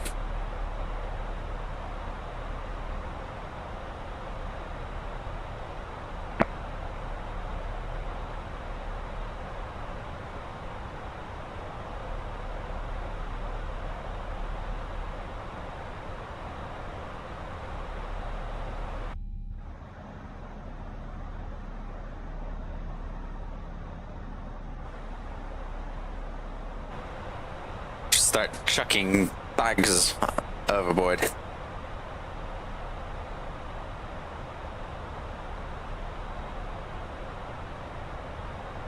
No, don't drop the power.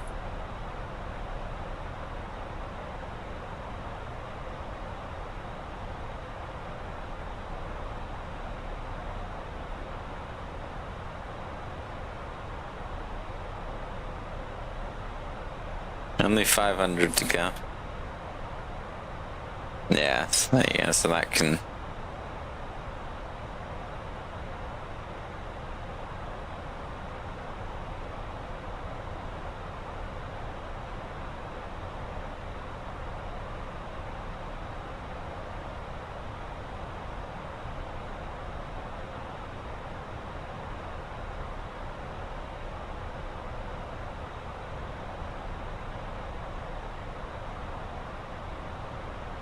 No, they're idling. I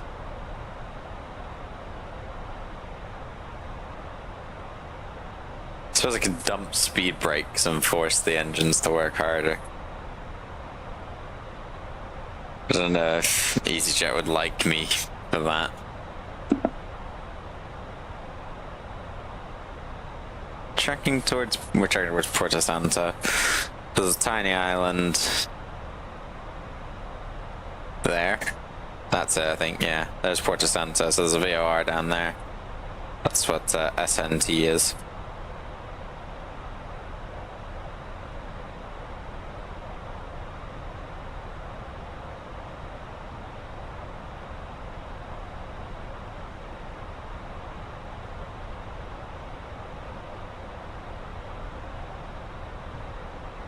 $10 kilograms per minute. It's crazy.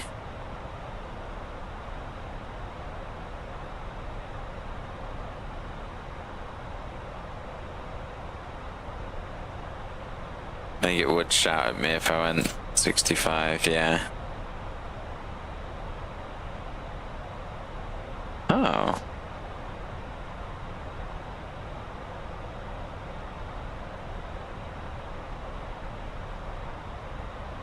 No, 645.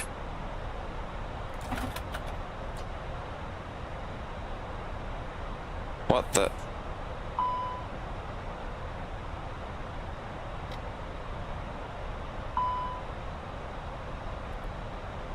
What has happened?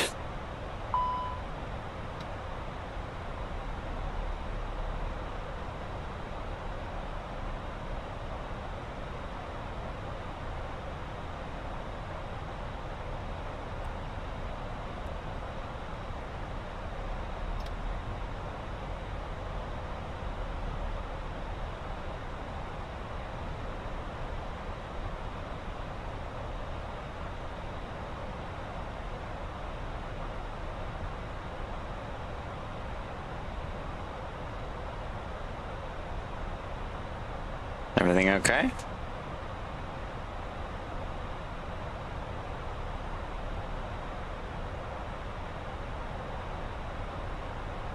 That's so weird that it will accept.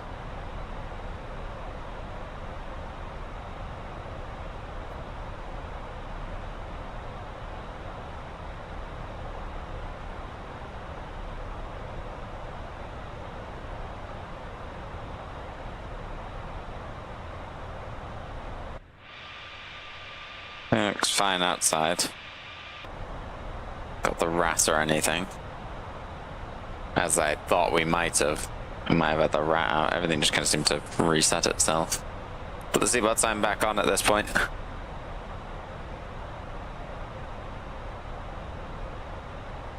Burning a little more fuel now, which is good.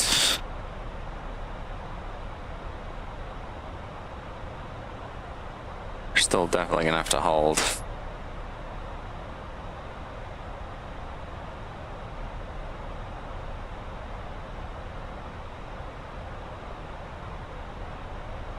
In 10, so that's saying in 10 minutes. So we'll have burned 100 and, yeah, so we need to burn 300. That's like half an hour of holding. Hang on a minute. Oh, no, because it's because we're descending. We're descending, so the engines are idle. Once we level off, the engine will have to actually work. Has this fixed itself? There you go, 5.3. Plus we need to burn 300. We're landing with minimum fuel.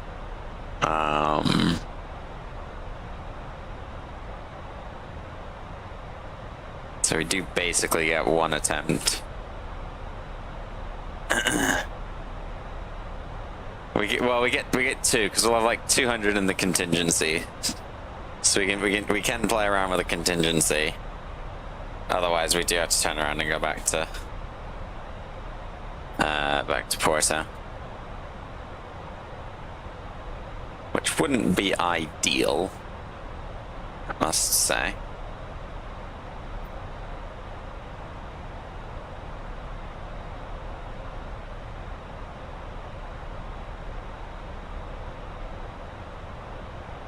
Madeira traffic Alpine 79er Hotel Victor descending through flight level 150. And on the arrival, we're expecting to hold at Hillim. We'll hold at 3000 as published. Madeira traffic.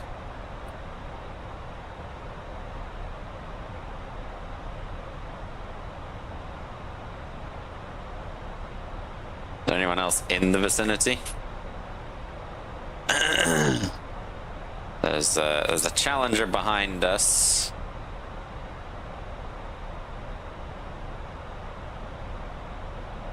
Iceland Air's just departed. That Easyjet's miles behind, so we're the first for now, but also we're gonna have to hold.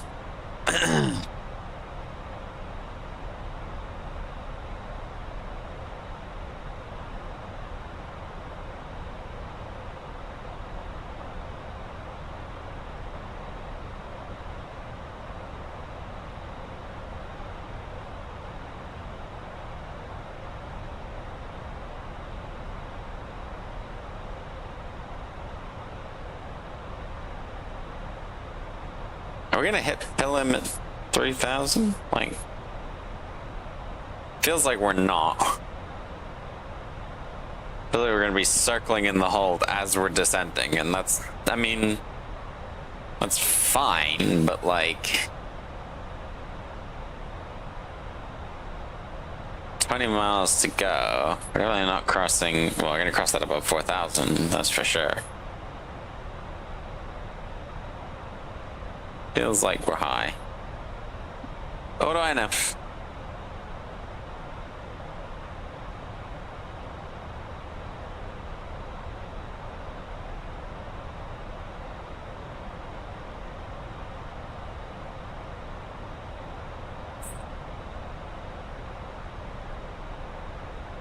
Also got some... Oh, Pillim.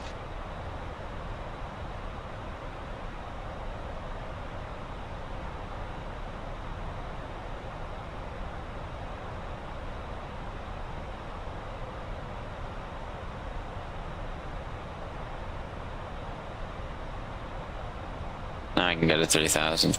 Yeah, there's your problem.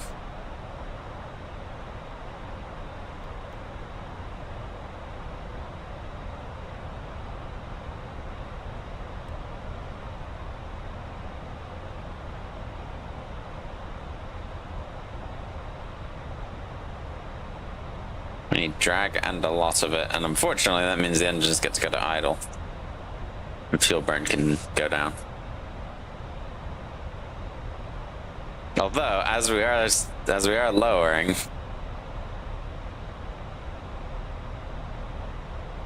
our fuel consumption is increasing. Still 5.3 on the estimate. So I'll try and do like one lap in the hold maybe. Landing lights go on, we are below 250, or we're at 250. There you go, so there's Blim.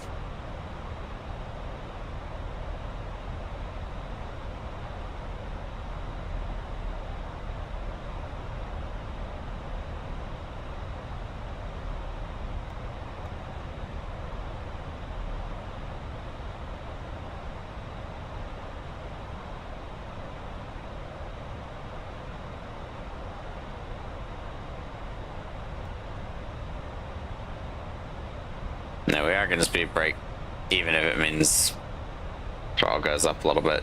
Get that fuel consumption. So that hopefully we only need to do one lap in the hold and we can come around and out the other side.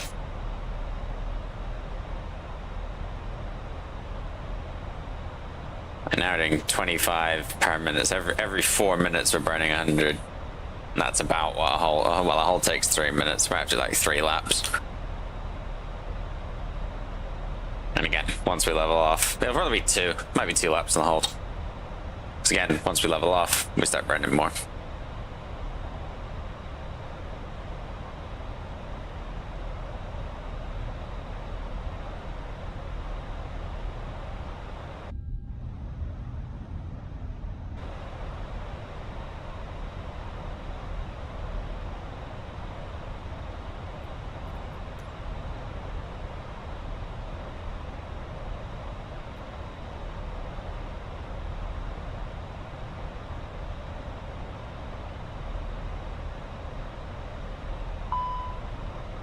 Yes, I know.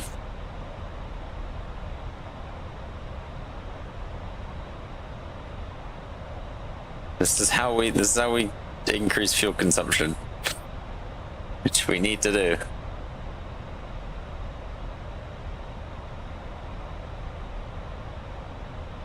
We got a VOR field.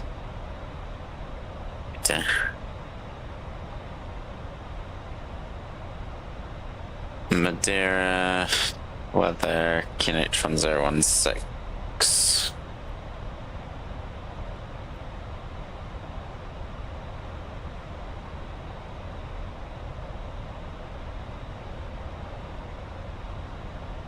The holding speed we can do is 230, but it's max 230, so.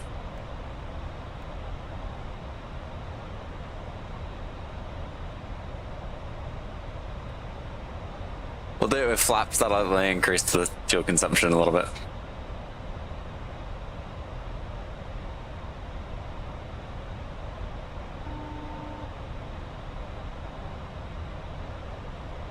Madeira traffic Alpine 79 Hotel Victor, currently at 4,000, passing overhead Pillim, entering the hold as published for descent, continuing our descent down to 3,000 for the hold, expecting 2 laps.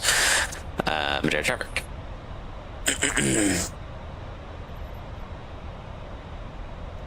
Should we check Fox?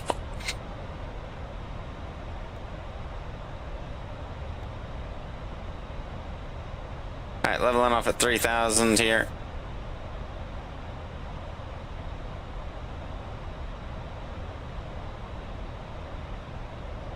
Starting the hold. 220 knots.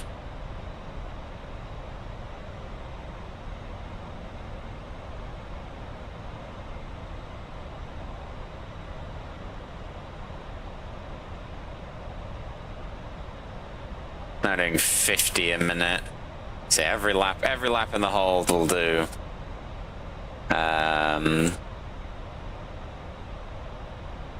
Should do about 150. So next time we pass over Pillim, this should say 5150, and then we can go for it. Because obviously it will take a little bit of fuel to get down the approach. So we'll do 2 laps in the hold and then we'll come out of it.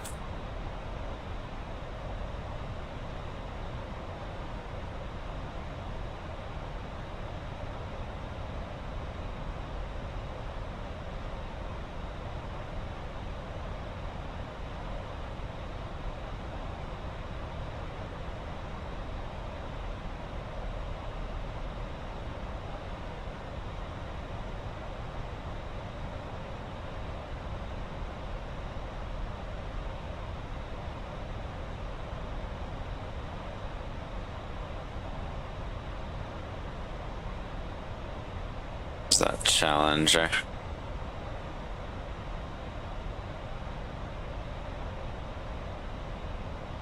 They should be no factor though. They're kind of turning inbound now.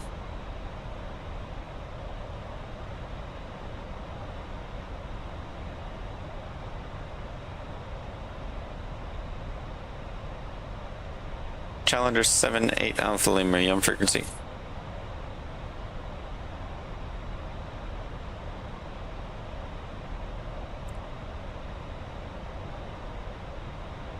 Slots 200 knots. Because we are much faster than him, I can tell. What speed's he doing? Can I get that? I think 286 over the ground. I just don't want to descend on top of him. 5220, good.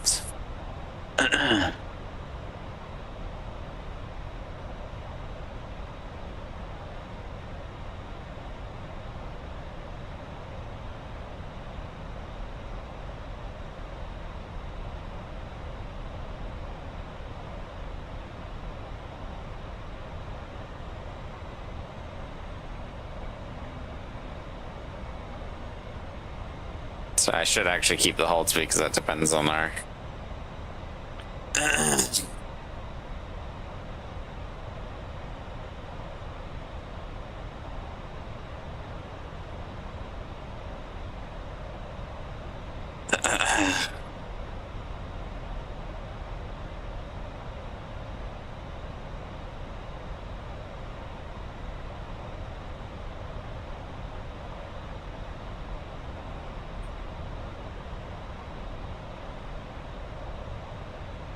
I need to run 200.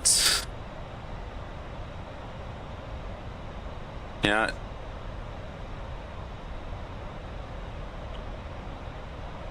We'll start going in for the approach now.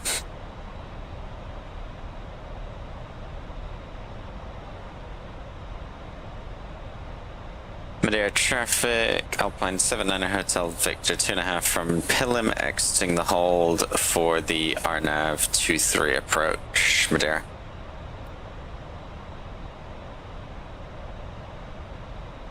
We should land pretty much bang on max takeoff, or max landing weight. Okie dokie.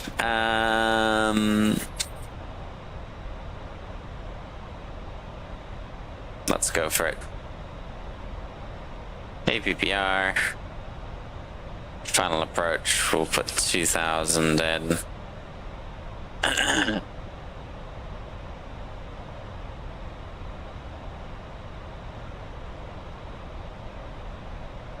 Follow the profile.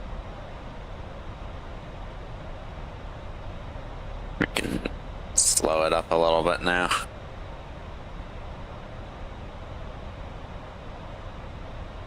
So our approach speed's gonna be, we're gonna do 160 from Mike Alpha 08. Then we can slow the final approach as we get a little bit closer. Alright, speed brakes are armed, auto brakes are set to low. Cabin crew seats for landing, please, thank you.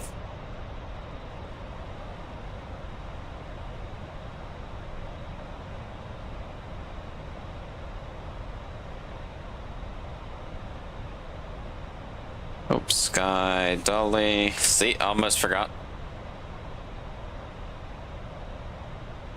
We also need to slow because this is the Challenger ahead of us. Speed check flaps 2. We're only 5 behind them. We'll go speed check gear down at this point. This approach is climbing to 3,000.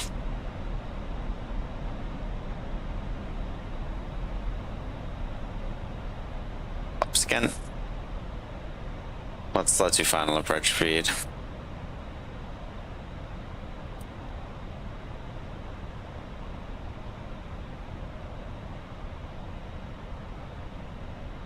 Madeira traffic Alpine 79er Hotel Victor passing overhead Mike Alpha 408 slowing to final approach speed. The Challenger on final, if you can keep it fast, that'd be great. Thanks. Madeira traffic.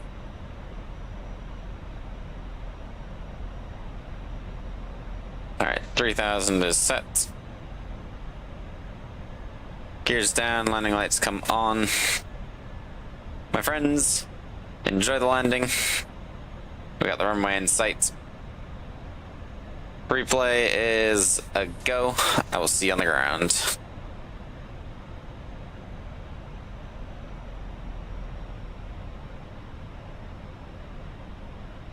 We're gonna maybe be a touch over landing weight, but that's okay.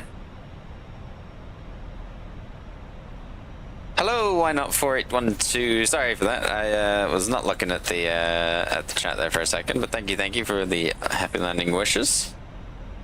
Let's see how it goes here. We got the runway in sight. Looks like we're flying over some docks here. We've got a Challenger in front of us who's not making any traffic calls. Let's see how we do here. We are just focusing on getting this on the ground due to our fuel issues.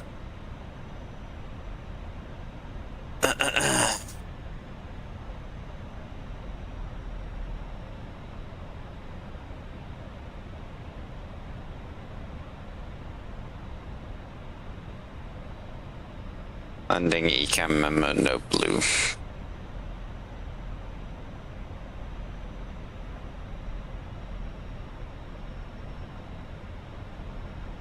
Madeira traffic, Alpine 79er Hotel Victor, short final 23.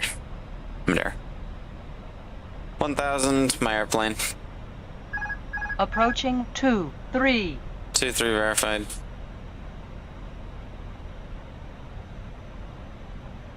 Mostly headwind at the minute. We'll expect some shifty winds though. After all, it is Madeira.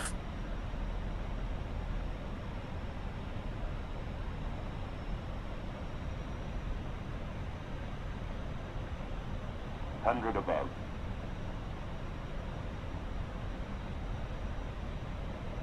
Oh, hi. Minimum. Continue.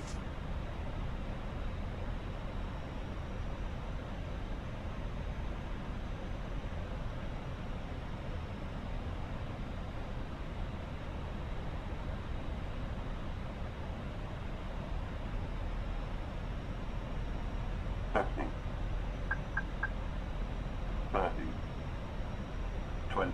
Retard. Control it.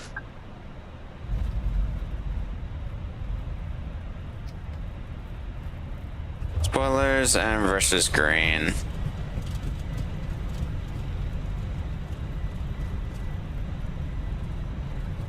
Nine 100 meters remaining. 80 knots versus stowed.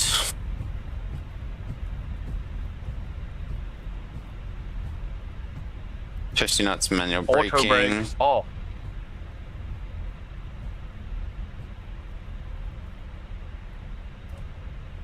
And we'll vacate.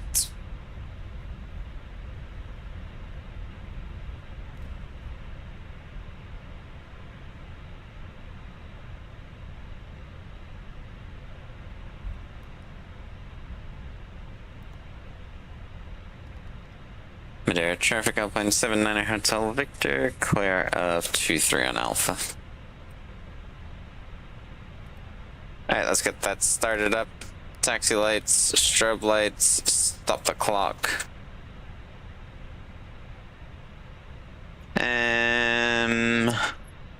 Let's see, we'll take main apron, Alpha 8.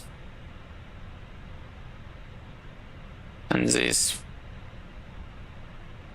Alright.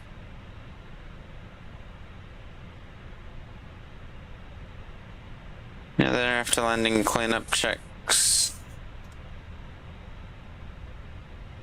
Switch the weather radar off real quick.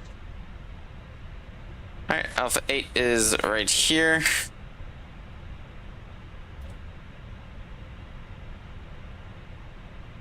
And we can make the turn. APU is available.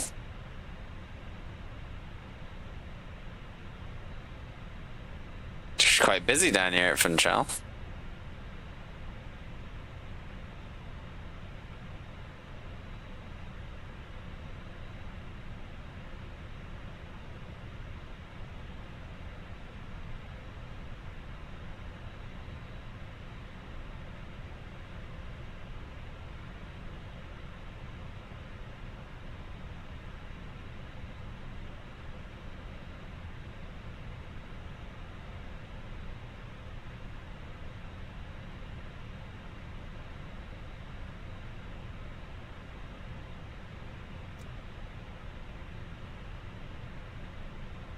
Point 1, that's alright. Set the parking brake. APU is on. Bleed is on. Go ahead and shut 1 and shut down 2.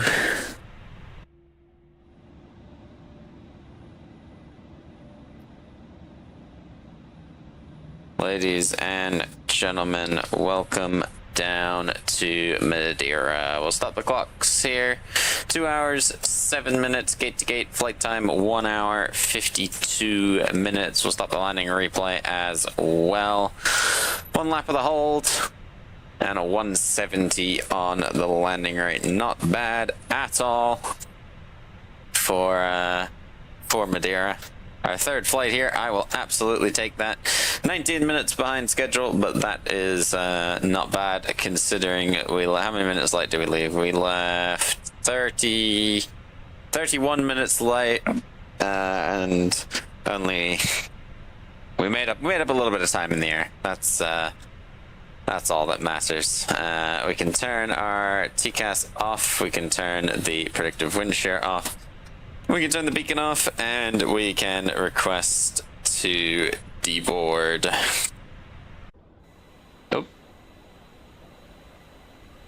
Oh, we're gonna get copyrighted because Mr.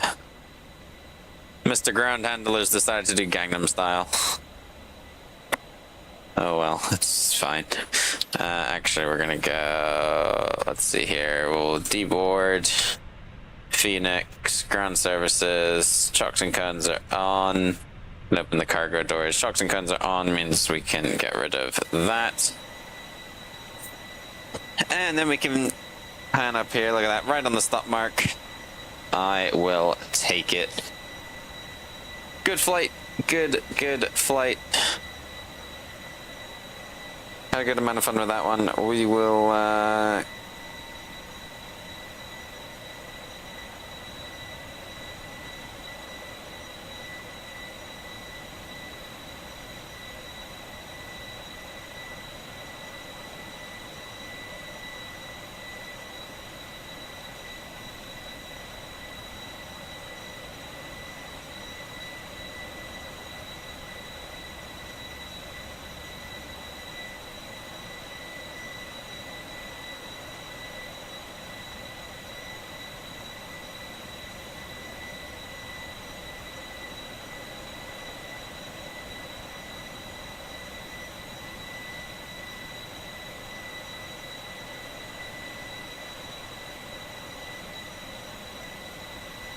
Alright, stairs are in place. Passengers can start deboarding.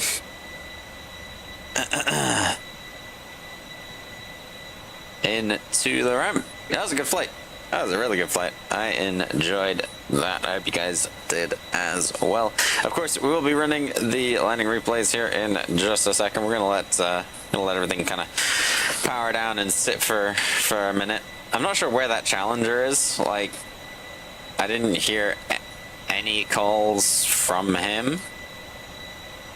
Has he landed? I don't even see him. Did he go around?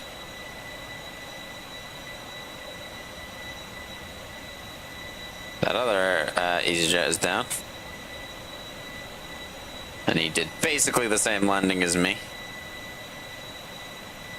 There's an Iberia. Oh no, they're on an Iberia.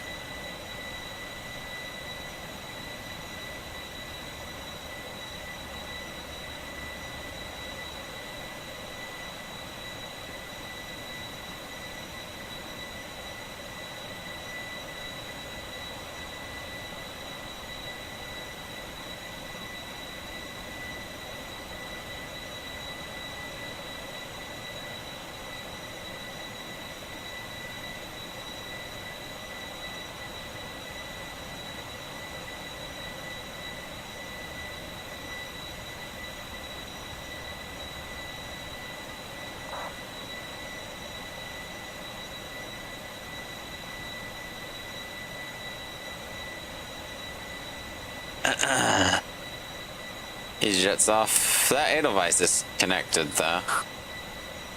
Can we see? Oh no, he's. No, I swear that's VATSIM traffic. This one's. Oh no, that's Iberia. No, sorry, the Iberia is not VATSIM traffic. And I don't think that. No, there's no more VATSIM arrivals for another 15 minutes. Well, that sucks.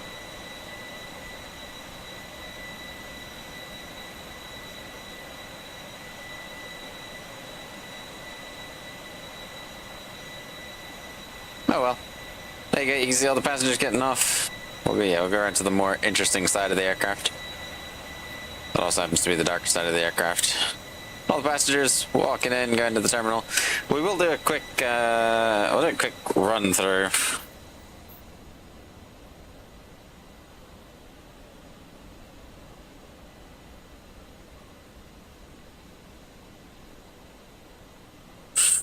Sorry, I'm dealing with someone who doesn't have a brain.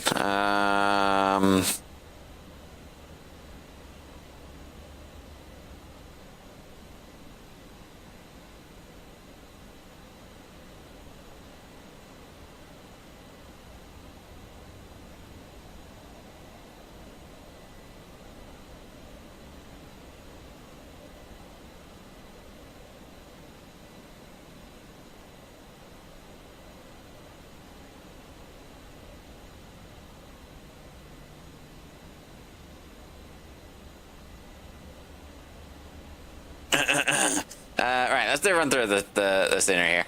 Is it walkable? Now I feel like I have to test this. Hang on. Before we do a walk around, let's get out of our seat in the flight deck here. Let's test if it is walkable or not. I don't think it is, but I haven't been here in a while.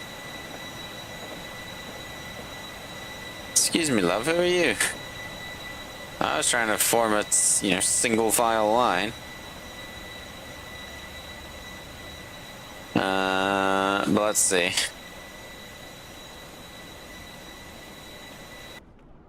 Let's see if it is walkable. It might be actually. Let's see. I forget. Ah, no, it's not walkable. Downstairs is walkable. We can go downstairs and we can walk around here. But then the problem is we can't get back up. Because it's on a hill. Okay, let's go back in here. And then we'll go to drone camera. Just have a little fly through while we're here. We got the tower up top. Oh, we got a little bit of lag. Including the layout. And then we've got our 3 aircraft that are here. Wait.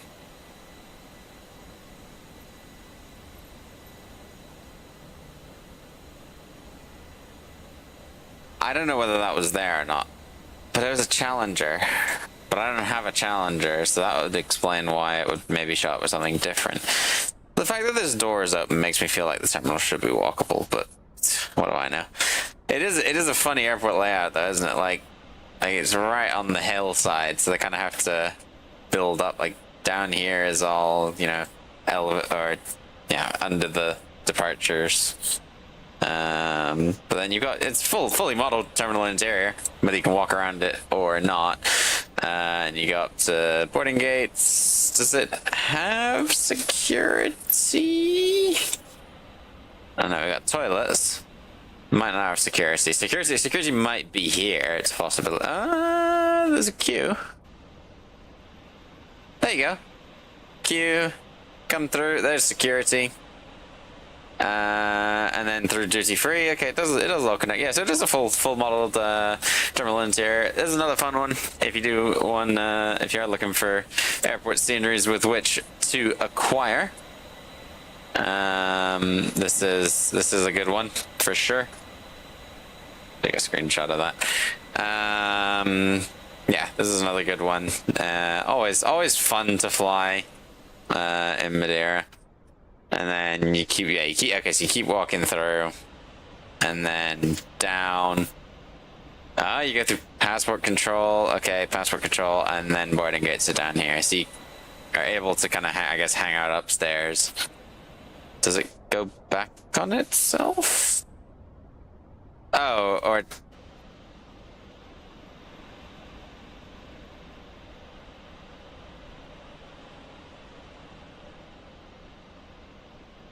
I'm confused.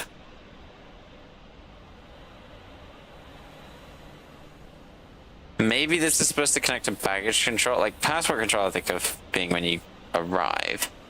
Because then here's most of the gates. Like, yes, there is then these over here. So I don't know whether that's for, like, the international flights. They have to put them on that side or what. A bit confusing, but it's still, you know, it's still fully modeled interior. I'm trying... Where's baggage reclaim then? Because this is all check-in. You can... Okay, you go under. Now you're at a restaurant. I'm a bit confused. I feel like there is... Anyway, it doesn't matter. Yeah, so I don't know where bag reclaim is. This isn't it, is it? No, this doesn't look like it. Bag reclaim will be somewhere. But yeah, no, it is a very lovely scenery. And I've had an insane amount of fun doing this flight across just now. Let's jump inside. Let's disconnect from that. There's not ATC now, is there? I'm gonna be annoyed if there's ATC now. No, there's not.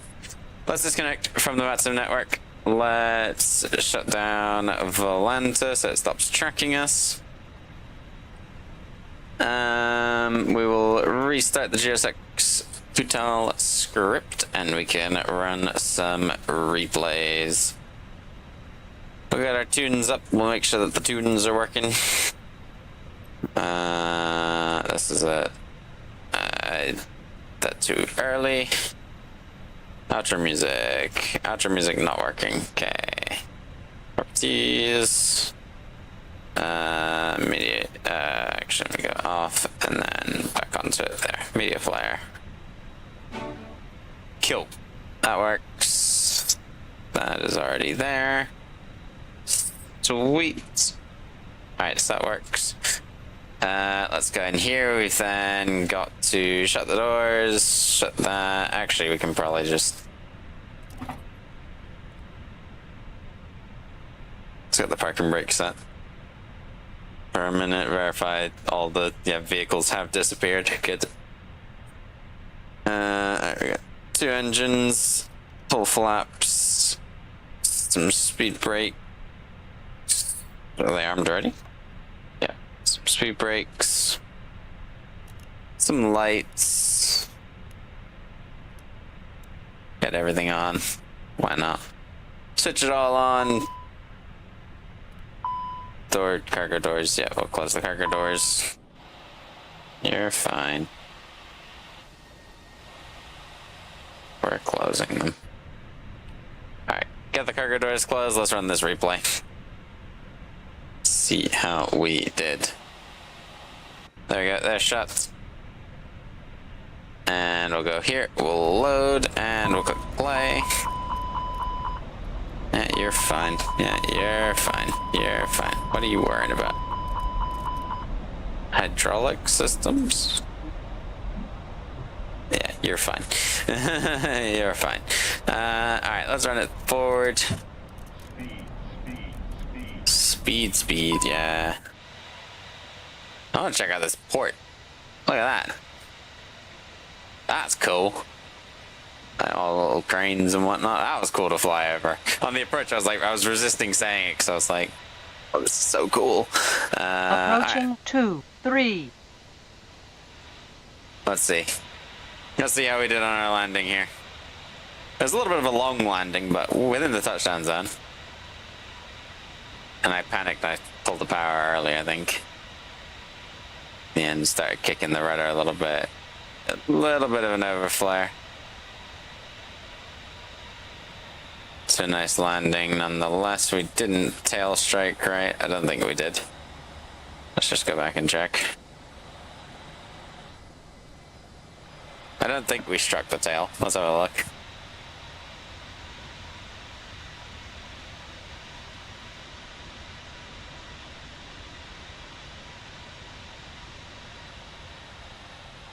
Nah. Let me correct it. Nice. Very nice landing. Alright, let's pull it back. 900 meters remaining. Touchdown's probably about here. I know we're still on touchdown. Touchdown's roughly here. It's like roughly 4 minutes. Approaching 2, 3. We'll go back. We'll go back a fair ways just to clear all the outro stuff that we have to do. But yeah, that's gonna be it for this one. I do hope you enjoyed it. Like I said, the plan for tomorrow is we're gonna get probably in the 320 again. We'll be back in the 320, maybe the 319, and we'll try and do a round trip of Stuttgart, Heathrow, Stuttgart. It might end up being just one leg. We'll kind of see. I'm trying to get. I have an appointment that I need to schedule with someone, but we don't have a time yet. So that is happening sometime tomorrow. But I'll be sure to let you guys know about what time the flight will be as soon as I do hear anything. And then we should have another flight on Saturday or Sunday as well. I'm not going to do the event tonight, I don't think. But the plan, as I said, is we will be on tomorrow and at least one of the days on the weekend, unless anything changes. And I'll be sure to let you guys know as soon as I do know of any changes, basically. But I hope you did enjoy this one. That was a lot of fun. Good flight across here into Madeira at max landing weight with minimum reserve fuel. We basically got one approach at this before we would have had to have turned around and gone back to Porto. But as we roll in here on final approach to land at Madeira, I'm going to leave you guys for now on this one and let you guys enjoy the landing replays. And of course, until next time, my friends, happy landings. See ya.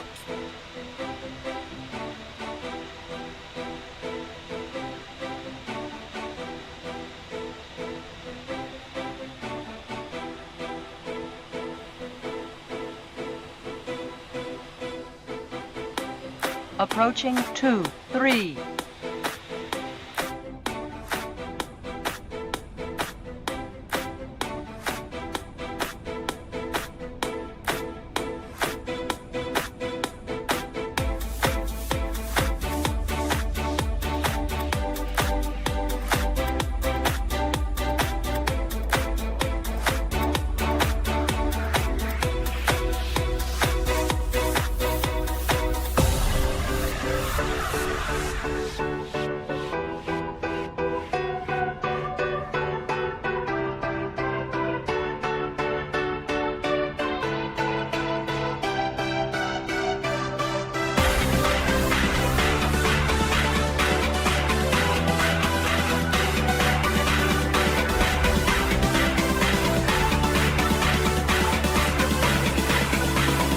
Approaching 23.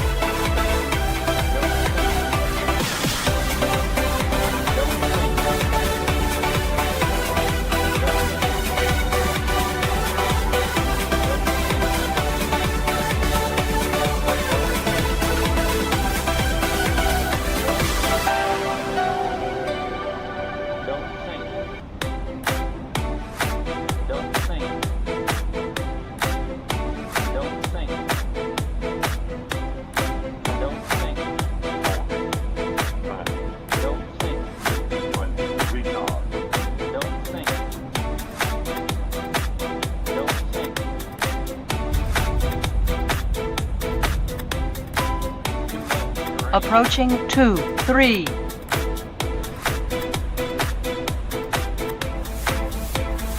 Don't think. Don't think. Don't think. Don't think. Don't think. Don't think. Don't think. Don't think. Don't think. Don't think.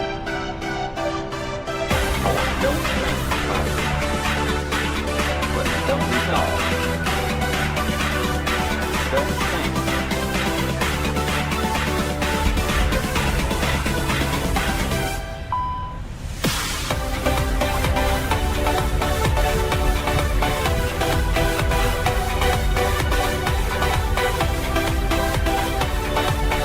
900 meters remaining.